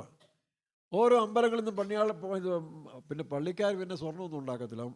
പള്ളിയിലെ വിഗ്രഹങ്ങളെല്ലാം മണ്ണും ഉണ്ടായിരിക്കും. അതുകൊണ്ട് പിന്നെ അതാരും ഓടിച്ചുകൊണ്ട് പോകത്തില്ല. പണ്ട് ഈ രാജാക്കന്മാർ ഈ യുദ്ധം പേടിച്ചും ബ്രിട്ടീഷുകാരും മറ്റ് ടിപ്പു സുൽത്താനും അല്ലെങ്കിൽ അന്യ സംസ്ഥാനത്ത് രാജാക്കന്മാർ വന്ന് ആക്രമിച്ചുകൊണ്ട് പോകാതിരിക്കാൻ വേണ്ടി ദൈവങ്ങളുടെ ഷേപ്പിലെ വിഗ്രഹങ്ങൾ ഉണ്ടാക്കി, സ്വർണ്ണ വിഗ്രഹങ്ങളൊക്കെ ഉണ്ടാക്കി അവിടെ വെക്കും. സ്വർണ്ണമാണെന്ന് അറിയത്തില്ലല്ലോ. അപ്പോൾ അങ്ങനെയൊക്കെ ഉണ്ടാക്കിയ വിഗ്രഹങ്ങളെ അടിച്ചുകൊണ്ട് പോയില്ലയോ? ഒരു ക്രിസ്ത്യാനിയല്ലേ ഏറ്റുമാനൂരിലെ ഒരു വിഗ്രഹത്തെ അടിച്ചുകൊണ്ട് പോയത്? പിന്നെ എന്തെല്ലാം നാൾ കഴിഞ്ഞാൽ പൊക്കിയെടുത്ത്. അപ്പോൾ കൈകളാ തീർത്ത ദൈവമല്ലാന്ന് എല്ലാവർക്കും അറിയാം. പിന്നെ എന്തിനാ വഴക്കുണ്ടാക്കുക? നിങ്ങൾക്ക് വിദ്യാഭ്യാസം ഇല്ലേ? സംസ്കാരമില്ലേ? നിങ്ങൾ എവിടെ നവാസ്ഥാനം പറയുന്നത്? എവിടെയാണ് നിങ്ങൾ പോകുന്നത്? ക്രിസ്ത്യാനിയോട് ഞാൻ ചോദിക്കുക. പുറപ്പാട് ദിവസം 20-ാം അധ്യായത്തിൽ ദൈവം പറയുന്നു ഒരു വിഗ്രഹത്തെ ഉണ്ടാക്കരുത്. ആവർത്തന പുസ്തകത്തിലും പറയുന്നുണ്ട് ആകാശത്തിൻ കീഴോ ഭൂമിയിലോ സമുദ്രത്തിലുള്ളതായോ യാതൊരുത്തിൻ്റെയും വിഗ്രഹങ്ങൾ അരുത്. കാരണം അത് സൃഷ്ടിയാണ്. ഇത് പറഞ്ഞു കൊടുത്ത ക്രിസ്ത്യാനികൾ പോലും, ക്രിസ്തുമതക്കാർ പോലും വിഗ്രഹങ്ങൾ ഉണ്ടാക്കി ഔസേപ്പിതാവണം. അവരൊരു ഗുണമുണ്ട് കേട്ടോ. ക്രിസ്ത്യാനികൾ ഇതിനെല്ലാം പൂട്ടി വെച്ചിരിക്കുക. ഫ്രണ്ടിലൊരു നേർച്ചപ്പെട്ടി വെച്ചിട്ടുണ്ട്, അത്രയേ ഉള്ളൂ. ഇതിൻ്റെ കാവലാളുകളായിട്ട് ഇവരിയ്ക്കുന്നവരുണ്ട്. ഇത് പറഞ്ഞ് വേറെ രസകരമായൊരു കഥയുണ്ടായി കേട്ടോ.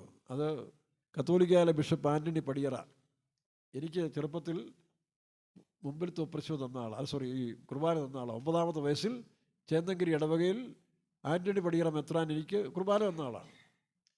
അതുകൊണ്ട് എനിക്കൊരു ബന്ധമുണ്ട്. നല്ല മനുഷ്യനാണ്. നല്ല പുള്ളി ഒരിക്കൽ തുറന്നു പറഞ്ഞൊരു കഥയാണ്. ഈ പാറപ്പള്ളി, ചങ്ങനാശ്ശേരി പാറപ്പള്ളി എന്ന് പറഞ്ഞൊരു പള്ളിയുണ്ട്. പുള്ളിയുടെ പുസ്തകത്തിലുണ്ട് കേട്ടോ. പുള്ളിയുടെ ഫലിത പുസ്തകത്തിലുള്ള കാര്യം പറയുന്നത്. അപ്പോൾ പാറേപ്പള്ളിയിൽ ഒരു മാതാവുണ്ട്. അവിടെ പണ്ടൊരു ചെറിയ നേർച്ചപ്പെട്ടിയായിരുന്നു. എന്നിട്ട് ആരോ ഒരു അച്ഛനും അൽമേനിയും ഒരു കഥയൊക്കെ ഉണ്ടാക്കി. എന്താ, അവിടുത്തെ ഒരു ബസ്, ഒരു വിശ്വാസി ബസ് വാങ്ങിച്ചപ്പോൾ നമ്മുടെ സ്വന്തക്കാർക്ക് അവിടെ മോർണിംഗ് സ്റ്റാർ എന്ന് പറയുന്ന ഒരു ബസ് ഓടുന്നുണ്ട്, കുറച്ച് ബസ്സൊക്കെ ഓടുന്നുണ്ട്. അപ്പോൾ അയാൾ തന്നെ ഞാൻ വീട്ടിൽ ചെന്നപ്പോൾ എന്നോട് പറഞ്ഞതാണ്. പണ്ട് ചെറുപ്പത്തിൽ കൊച്ചനായിരിക്കുമ്പോൾ വീട്ടിൽ ചെന്നപ്പം ആ മോർണിംഗ് സ്റ്റാർ ബസ്സിൻ്റെ ഉടമ പറഞ്ഞ കഥയാണ് ഞാനീ പറയുന്നത്. ഏതാ, അവരിപ്പോഴും ഉണ്ട് അവിടെ. ഈ പാറേപ്പള്ളിയിൽ വെച്ചൊരു ക്രിസ്ത്യാനി വിശ്വാസി എന്തു ചെയ്തു, ഒരു വണ്ടി വാങ്ങിച്ചിട്ട് ആ പാറേപ്പള്ളി കൊണ്ട് നേർച്ചയിട്ടിട്ട് പോയി. അത്രയുള്ള സംഭവം. ഉടനെ വേറൊരാൾ പറഞ്ഞു, ഇതേണ്ട അവിടെ പോയി വണ്ടി ബ്രേക്ക് ഡൗൺ ആയി. അവിടെ പള്ളി നേർച്ചയിട്ടുകൊണ്ടാണ് പിന്നെ വണ്ടി ഓടാൻ കഴിഞ്ഞത്. ഇങ്ങനൊരു അന്ധവിശ്വാസം പ്രചരിപ്പിച്ചു. പിന്നെ പോകുന്നതിനും വരുന്നതിനും എല്ലാം അവിടെ നേർച്ചിടാൻ തുടങ്ങി. പിന്നെ ആ പെട്ടി അങ്ങ് വിശാലമായി. ഏതാ, 1.5 അടി പെട്ടി പിന്നീട് 9 അടി നീളത്തിൽ കാണിക്കപ്പെട്ടിയായിട്ട് മാറ്റി. അത് പോട്ടെ, സാരമില്ല. ഇപ്പുറത്തൊരു വേറൊരു പള്ളിയുണ്ട്.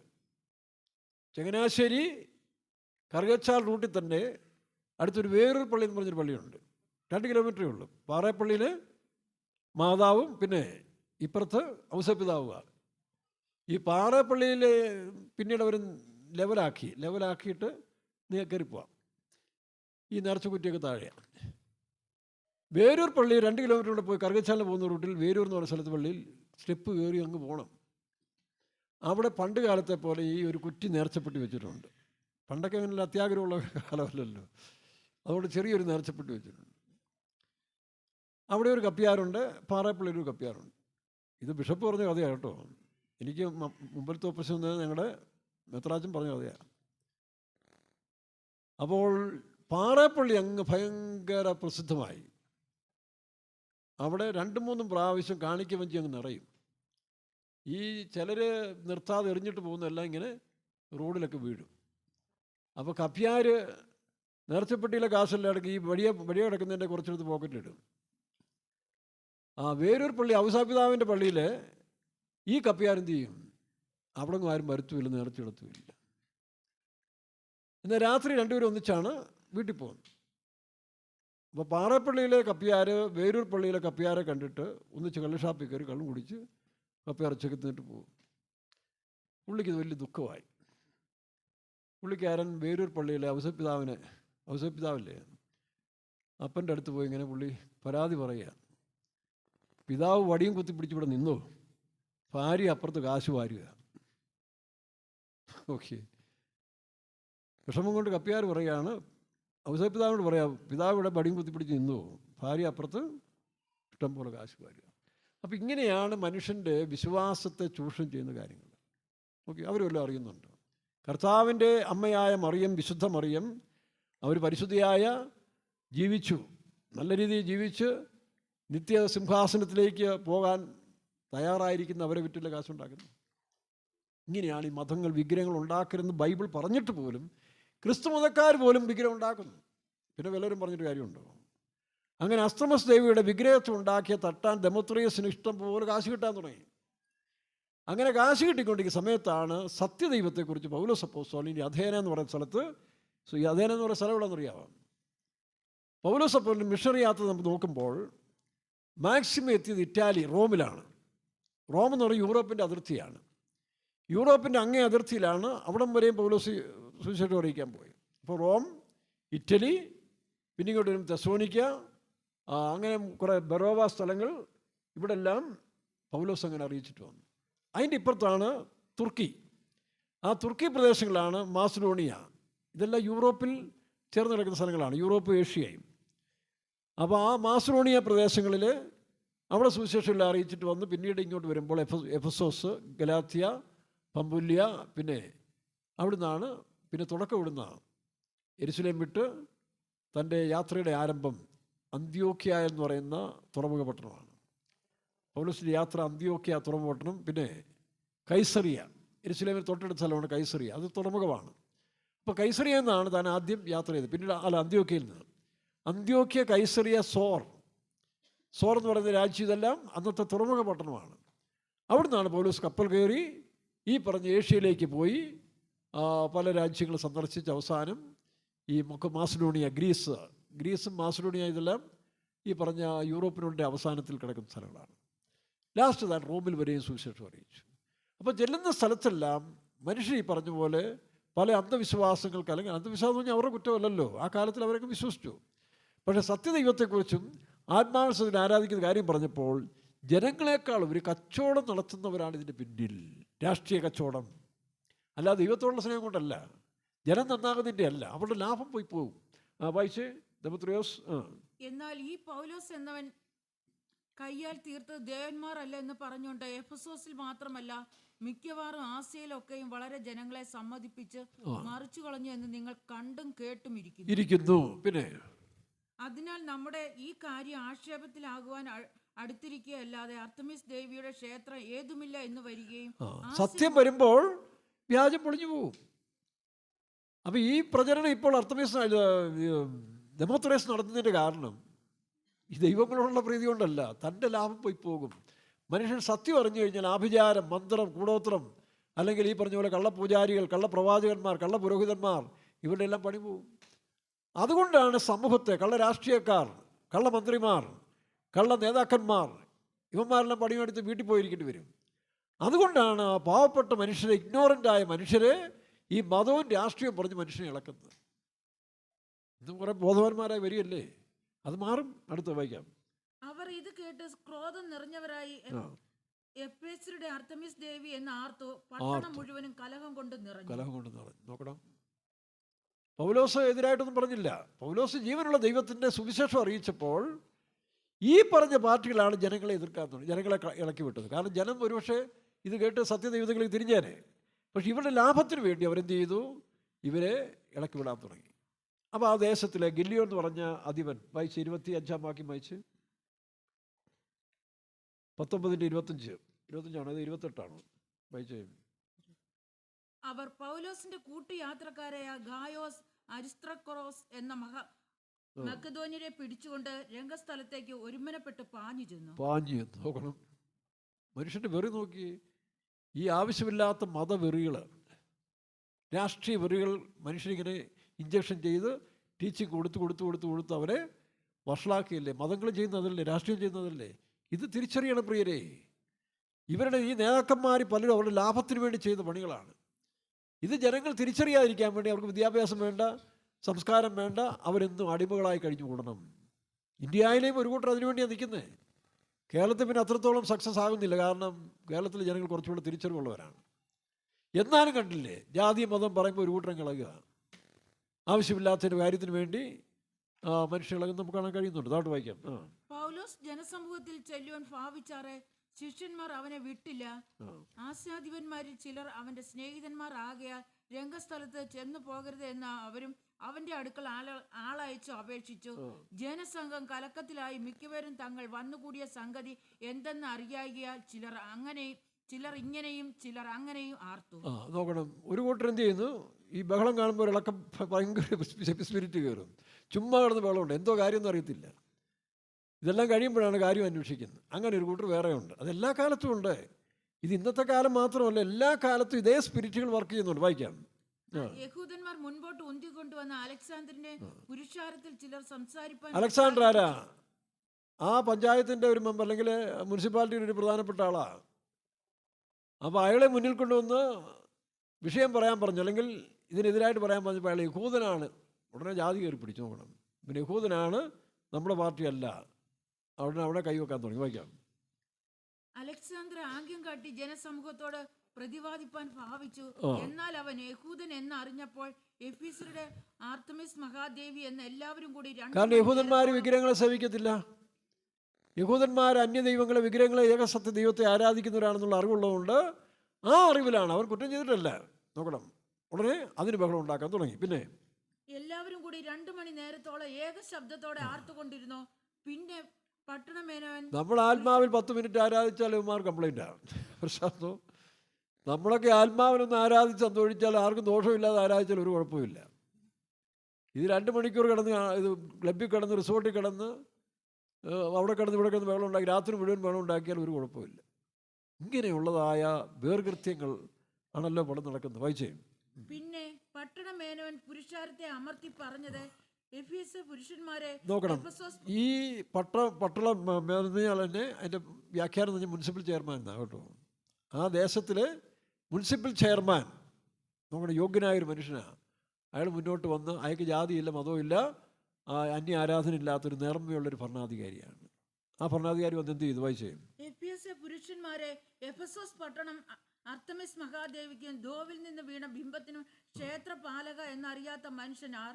ഇത് എതിർമൊഴി ഇല്ലാത്തതാകിയാൽ നിങ്ങൾ തിടുക്കമായി ഒന്നും ചെയ്യാതെ അടങ്ങിപ്പാർ. ഇങ്ങനെ ജനത്തെ കാര്യങ്ങൾ പറഞ്ഞ് അമർത്തി സമാധാനമുണ്ടാക്കുന്ന നേതാക്കന്മാരാണ് ഇന്ത്യയ്ക്കും അല്ലെങ്കിൽ കേരളത്തിനും ലോകത്തിനും ആവശ്യം. ഇത് തന്നെയാണ് സഭകളിലും പുരോഹിതന്മാരും പൂജാരികളും പാഷന്മാരും ഇതേ മെതേഡിൽ പോയില്ലെങ്കിൽ നിങ്ങളെയൊക്കെ ജനങ്ങൾ തെരുവിലിട്ട് അടിക്കുന്ന കാലം വരും. ഇല്ലെങ്കിൽ എതിർ ക്രിസ്തു വരും, അവനൊക്കെ ഇഷ്ട വരപ്പിക്കും, നിങ്ങളെ അവൻ തന്നെ വരപ്പിക്കും. അവന് ജാതി മതമൊന്നുമില്ല, അവൻ വേറൊരു സിസ്റ്റം കൊണ്ടുവരാൻ പോകുന്നു. നമ്മൾ കാത്തിരിക്കാം. താട്ട് വായിക്കാം. അവർ ക്ഷേത്രം കവർച്ച ചെയ്യുന്നവരല്ല, നമ്മുടെ ദേവി. അപ്പോൾ അയാൾ ന്യായം പറയുന്നു, അന്യായം കാണിക്കുന്നില്ല. അയാൾ ക്ഷേത്രം കവർ ചെയ്യുന്നില്ല, പിന്നെ നമ്മുടെ ദേവിയെ ദുഷിക്കുന്നവരുമല്ല. എന്നാൽ ദെമേത്രിയോസിനും കൂടെയുള്ള തൊഴിൽക്കാർക്ക് കൃത്യമായിട്ടുള്ള പറയുന്നു, മനസ്സിലാവുന്നു. അയാൾ മതം മാറ്റാൻ വന്നവരല്ല, പിന്നെ കച്ചവടത്തിന് അല്ലെങ്കിൽ കടത്താൻ വന്നവരല്ല. കൃത്യമായിട്ടുള്ള ആലോചനയല്ലേ പറയുന്നത്. ഇത് ദെമേത്രിയോസിൻ്റെ പണിയാണ്. നിങ്ങൾ വെറുതെ അവൻ്റെ കൂടെ പോയി അവൻ കാശുണ്ടാക്കിക്കൊണ്ട് പോകും, നിങ്ങൾ വെറുതെ ബലിയാടാകുകയും ചെയ്യും. രാഷ്ട്രീയ നേതാക്കന്മാർ പലരും പിള്ളേരെ വിദേശത്ത് വിട്ട് അവരെ അവിടെ സുരക്ഷിതമായി സൂക്ഷിക്കുമ്പോൾ ഇവിടെ കുറേ പൊട്ടന്മാർ കുത്തു വാങ്ങിക്കാൻ തല്ലാനും ഇവിടെ കിടന്ന് ഏറുണ്ടാക്കാനും നടക്കുക. കാരണം അവർക്കറിയാം ഈ വിവരമില്ലാത്ത മനുഷ്യരെ കൊണ്ട് മാത്രമേ ചൂഷണം ചെയ്യാനൊക്കത്തുള്ളൂ. അവരവരുടെ മക്കളെ കൊണ്ടുപോയി വിദേശത്തുകൊണ്ട് പഠിപ്പിച്ച് അവിടെ സേഫാക്കുകയും. വായിക്കാം. എന്നാൽ ദെമേത്രിയോസിനും കൂടെയുള്ള തൊഴിൽക്കാർക്കും വല്ലവന്റെയും നേരെ ഒരു സംഗതി ഉണ്ടെങ്കിൽ അതിനല്ലേ നീതി ന്യായങ്ങൾ കോടതി എന്ന് പറയുന്നത്. ഇവിടെയൊക്കെ പലതും ഇപ്പോൾ തലയിരിഞ്ഞു കൊടുക്കുക. അതിൽ വേറെ രസം, ഈ നീതി നടത്തേണ്ടവന്മാർ പോലും ഈ മതവെറിയും കൊണ്ട് നടക്കുന്നവർ അല്ലെങ്കിൽ രാഷ്ട്രീയ വെറിയും കൊണ്ട് നടക്കുന്നവരാണ്. പിന്നെ എന്ത് ചെയ്യാൻ നോക്കും? എല്ലാവരും അല്ല, ചിലർ. പക്ഷേ ഈ നീതിയുള്ളതായ ഈ മുനിസിപ്പൽ ചെയർമാൻ എന്ന് പറയുന്നു, ഇത് അവൻ്റെ പണിയല്ല, അവൻ ഇളക്കി നിങ്ങളെന്തിനാ അതിൻ്റെ പുറകെ ഉളകാൻ നടക്കുന്നത്, നിങ്ങൾ നിങ്ങളുടെ കാര്യം നോക്കി പോകും. അല്ല, ഇവരെന്താ അന്യായം ചെയ്തത്? ഇവർ ഈ ദേവിക്കെതിരായിട്ട് പ്രസംഗിച്ചില്ല, വേറെ ക്ഷേത്രം കവർ ചെയ്തില്ല, യാതൊരു അന്യായം ചെയ്യാത്ത ഈ മനുഷ്യരെ നിങ്ങളിപ്പോൾ പ്രശ്നം ഉണ്ടായിക്കഴിഞ്ഞാൽ ഇതിന് മേളിൽ ചോദ്യം വരും. ചക്രവർത്തി തിരുമനസ് അവിടുന്ന് ചോദിക്കും. വായിക്കാം. വിസ്താര ദിവസങ്ങൾ വെച്ചിട്ടുണ്ട്, ദേശാധിപതികളും ഉണ്ട്, തമ്മിൽ വ്യവഹരിക്കട്ടെ. വേറെ കാര്യം ചൊല്ലി ആകുന്നു വാദമെങ്കിൽ ധർമ്മസമയ. ഇനി അതിന് മേളിലുണ്ടല്ലോ, ഇനി എത്രയോ സഭകളുണ്ട്, അവിടെ പോയി വാദിച്ചിട്ട് കാര്യം തീർക്കുക. അല്ല ഇവിടെ കിടന്ന് വാളും കുന്തം എടുത്തുകൊണ്ട് ബഹളം ഉണ്ടാക്കി നടത്താൻ പോയാൽ മേളിലൊരാൾ ഇരിപ്പുണ്ട്. ഇ കെ നയനാർ പറഞ്ഞു ഒരു ഞാൻ ഓർക്കുന്നുണ്ട്, ഞാൻ മേപ്പാടത്തിരിക്കുമ്പോഴാണ് ഇ കെ നയനാർ ഇങ്ങനെ പ്രസ്താവിച്ച്, മേളിലൊരുത്തനുണ്ടെന്ന് ഓർത്തോണം കേട്ടോ. ഇന്ന് ഈ കളിയെല്ലാം കഴിഞ്ഞ് അവൻ്റെ മുമ്പാകെ നിൽക്കും. അവരെഴുന്നേറ്റാൽ പിന്നീട് സംഗതി വേറെയാണ്. ഗ്രഹാം സ്റ്റൈൽസിനെയും പിള്ളേരെയും ചുട്ട് കഴിഞ്ഞപ്പോൾ ഒറീസായിൽ ഭയങ്കര കൊടുങ്കാറ്റടിച്ചില്ലയോ, 10,000-കണക്കിന് മനുഷ്യരാണ് അവിടെ ചത്തുപോയത്. അത് നാച്ചുറൽ കലാമിറ്റി ആയിരിക്കാം. പക്ഷേ അവിടുത്തെ പൂജാരികൾ, ഹിന്ദു പൂജാരികൾ മന്ത്രം അല്ലെങ്കിൽ അതിൻ്റെ പൂജ നടത്തിയിട്ട് പറഞ്ഞു, ഇത് ദൈവത്തിൻ്റെ കോപമാണ്, ആ നിരപരാധികളെ ചുട്ടു കൊന്നതിന് ഇതാണെന്ന് പൂജാരികൾ പറഞ്ഞ് ഞാൻ വായിച്ച കേട്ടോ. സ്വർഗത്തിലെ ദൈവത്തിൻ്റെ കോപമാണ് ഒറീസയിലുണ്ടായെന്ന് ഞാൻ വായിച്ചു, അതുകൊണ്ട് പറഞ്ഞതാണ്. അപ്പം മേളിൽ ഒരാൾ ഇരിപ്പുണ്ട്. അന്യായങ്ങൾ ചെയ്യുന്ന ആരാണെങ്കിലും ശരി, ഒരു കാര്യം ഓർത്ത്, ജനങ്ങളെ ദെമോത്രിയസിനെ പോലെ ഇളക്കി വിടുന്ന പുരോഹിതന്മാരെ, പൂജാരികളെ, രാഷ്ട്രീയക്കാരെ, ഉസ്താദുമാരെ ഓർത്തോണം. നിന്നെയൊക്കെ കൈകാര്യം ചെയ്യുന്നൊരു ദിവസം വരും. മേളിൽ നിന്ന് ന്യായപതി വരും. ഇവിടുന്ന് വന്നില്ലെങ്കിൽ മേളിൽ നിന്ന് ന്യായപതി വരും. ഇത് മനസ്സിലാക്കിക്കൊണ്ട് വേണം രാഷ്ട്രീയം കളിക്കാൻ, സഭ നടത്താൻ, സംഘടന നടത്താൻ, മതം വളർത്താൻ. വായിക്കാം. വേറെ കാര്യം ചൊല്ലിയാകുന്ന വാദമെങ്കിൽ ധർമ്മസഭയിൽ തീർക്കാമല്ലോ. ഇന്നത്തെ കലഹത്തിന് കാരണമില്ലായികയാൽ അത് നിമിത്തം നമ്മുടെ പേരിൽ കുറ്റം ചുമത്തുവാൻ ഇടയുണ്ട് സ്പഷ്ടം. ഈ ആൾക്കൂട്ടത്തിന് ഉത്തരം പറവാൻ നമുക്ക് വക ഒന്നുമില്ലല്ലോ. അപ്പോൾ ഇതിനെല്ലാം കുറ്റം അല്ലെങ്കിൽ നമ്മുടെ മുനിസിപ്പൽ ചെയർമാൻ, ഇതിനെല്ലാം നമ്മൾ കണക്ക് കൊടുക്കേണ്ട ഒരു ദിവസം വരും. ഇന്ന് രാഷ്ട്രീയ സ്വാധീനമുണ്ട്, പണമുണ്ട്, ആൾബലമുണ്ട്, വാളും കുന്തമുണ്ടെന്ന് വെച്ചുകൊണ്ട് നീയൊക്കെ ചെയ്യാൻ പോയാൽ നാളെ സൃഷ്ടികർത്താവ് കണക്കി ഒതുക്കുന്ന ദിവസം നിനക്ക് നേരെ നിൽക്കാനൊക്കത്തില്ല. അതുകൊണ്ട് ഏത് ജാതി മതഭാഷക്കാരായാലും ശരി, അന്യായത്തിന് കൂട്ടു നിൽക്കരുത്. കാര്യങ്ങൾ ഗ്രഹിക്കുക, തെറ്റുണ്ടെങ്കിൽ ശിക്ഷിക്കുക. കേൾക്കുന്നതിന് മുമ്പ് ഇറങ്ങി പുറപ്പെട്ടൊരുത്തിനും ഇല്ലാതാക്കാൻ ശ്രമിക്കരുത്. അത് തമ്മിലാണെങ്കിലും രാഷ്ട്രീയത്തിലാണെങ്കിലും ശരി, ഇതായാലും ശരി. അതിന് വിസ്താര സഭയുണ്ടല്ലോ, വിസ്തരിക്കട്ടെ. നിങ്ങൾ തെരുവിൽ കിടന്ന് അടിയുണ്ടാക്കേണ്ട ആവശ്യമുണ്ടോ എന്നാണ് ഈ മുനിസിപ്പൽ ചെയർമാൻ ചോദിക്കുന്നത്. ഇല്ലെങ്കിൽ നാളെ ചോദ്യം വരും കേട്ടോ. നാളെ ഇത് അന്നത്തെ മനുഷ്യന് പോലും ആ വെളിപ്പാടുണ്ടായിരുന്നല്ലോ. ഇനി ഞാൻ ആദ്യം പറഞ്ഞൊരു കാര്യമുണ്ടല്ലോ, ആരാ? ഗല്ലിയോൻ 12-ാം വാക്യം, അപ്പോസ്തല പ്രവൃത്തി 18:12 വായിച്ച്. ഗല്ലിയോൻ അഖായിൽ ദേശാധിപതിയായി വാഴും. അത് അഖായ ദേശം. അഖായ ദേശം എന്ന് പറയുന്നത് ഈ പറഞ്ഞ തുർക്കി, ഏഷ്യ മൈനറും യൂറോപ്പിൻ്റെ ഭാഗങ്ങളിലും ചേർന്നൊരു സ്ഥലങ്ങളാണ്. അത് വേറെ സ്ഥലമാണ് അഖായ. അഖായ ദേശത്തിലെ അധിപൻ, ആ സംസ്ഥാന മുഖ്യമന്ത്രി, അഖായ ദേശത്തിലെ മുഖ്യമന്ത്രിയാണ് ഗല്ലിയോൻ. ഈ പേര് മറക്കണ്ട കേട്ടോ. ഇത് നിങ്ങൾ എല്ലാവർക്കും അയച്ചു കൊടുക്കേ. രാഷ്ട്രീയക്കാർ ഈ പേര് മറക്കരുത്. നിങ്ങൾ രാഷ്ട്രീയത്തിലെ നേതാവോ ജനറൽ സെക്രട്ടറിയോ അല്ലെങ്കിൽ സ്റ്റേറ്റ് സെക്രട്ടറിയോ പ്രസിഡൻറ്റോ ആരും ആയിക്കോട്ടെ, പ്രതിപക്ഷ നേതാവോ മന്ത്രിയോ, പക്ഷേ ഇങ്ങനെയുള്ള കാര്യങ്ങൾ മറക്കരുത്.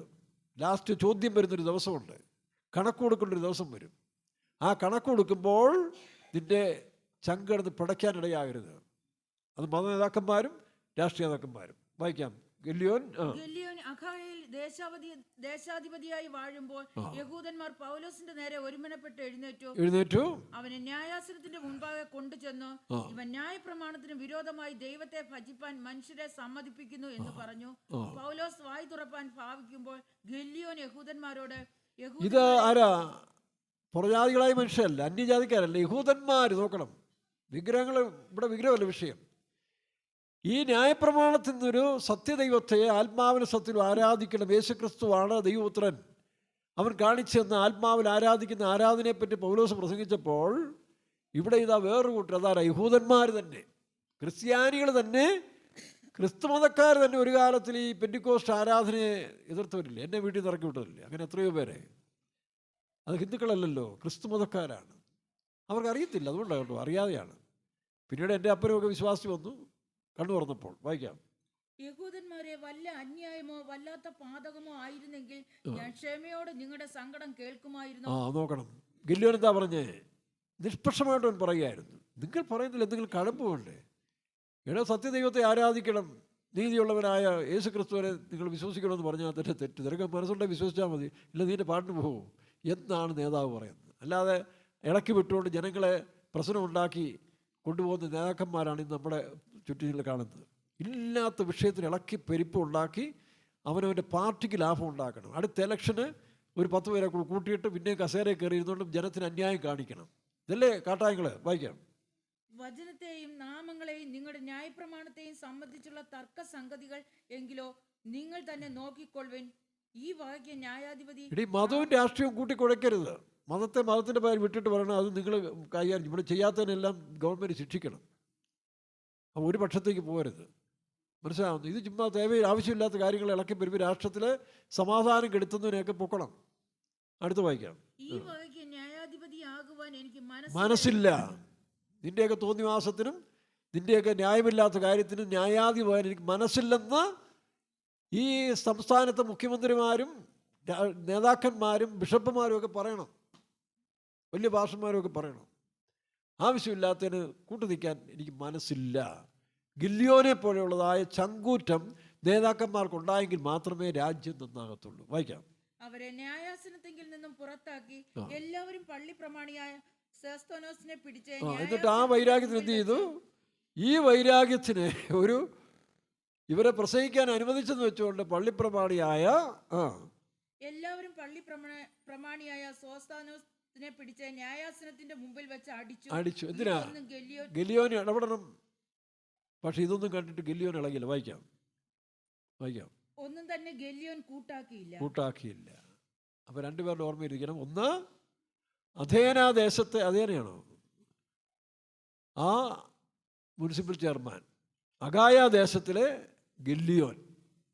മറ്റൊന്ന് രാഹുൽ ഈശ്വർ പറഞ്ഞ പോലെ യേശു ക്രിസ്തു. നോക്കണം, എല്ലാവറ്റിനും മേളിൽ ശത്രുക്കളെ സ്നേഹിക്കുക, ഉദ്ധരിക്കുന്നവർക്ക് വേണ്ടി പ്രാർത്ഥിക്കുക, ശപിക്കുന്നവരെ അനുഗ്രഹിക്കുക.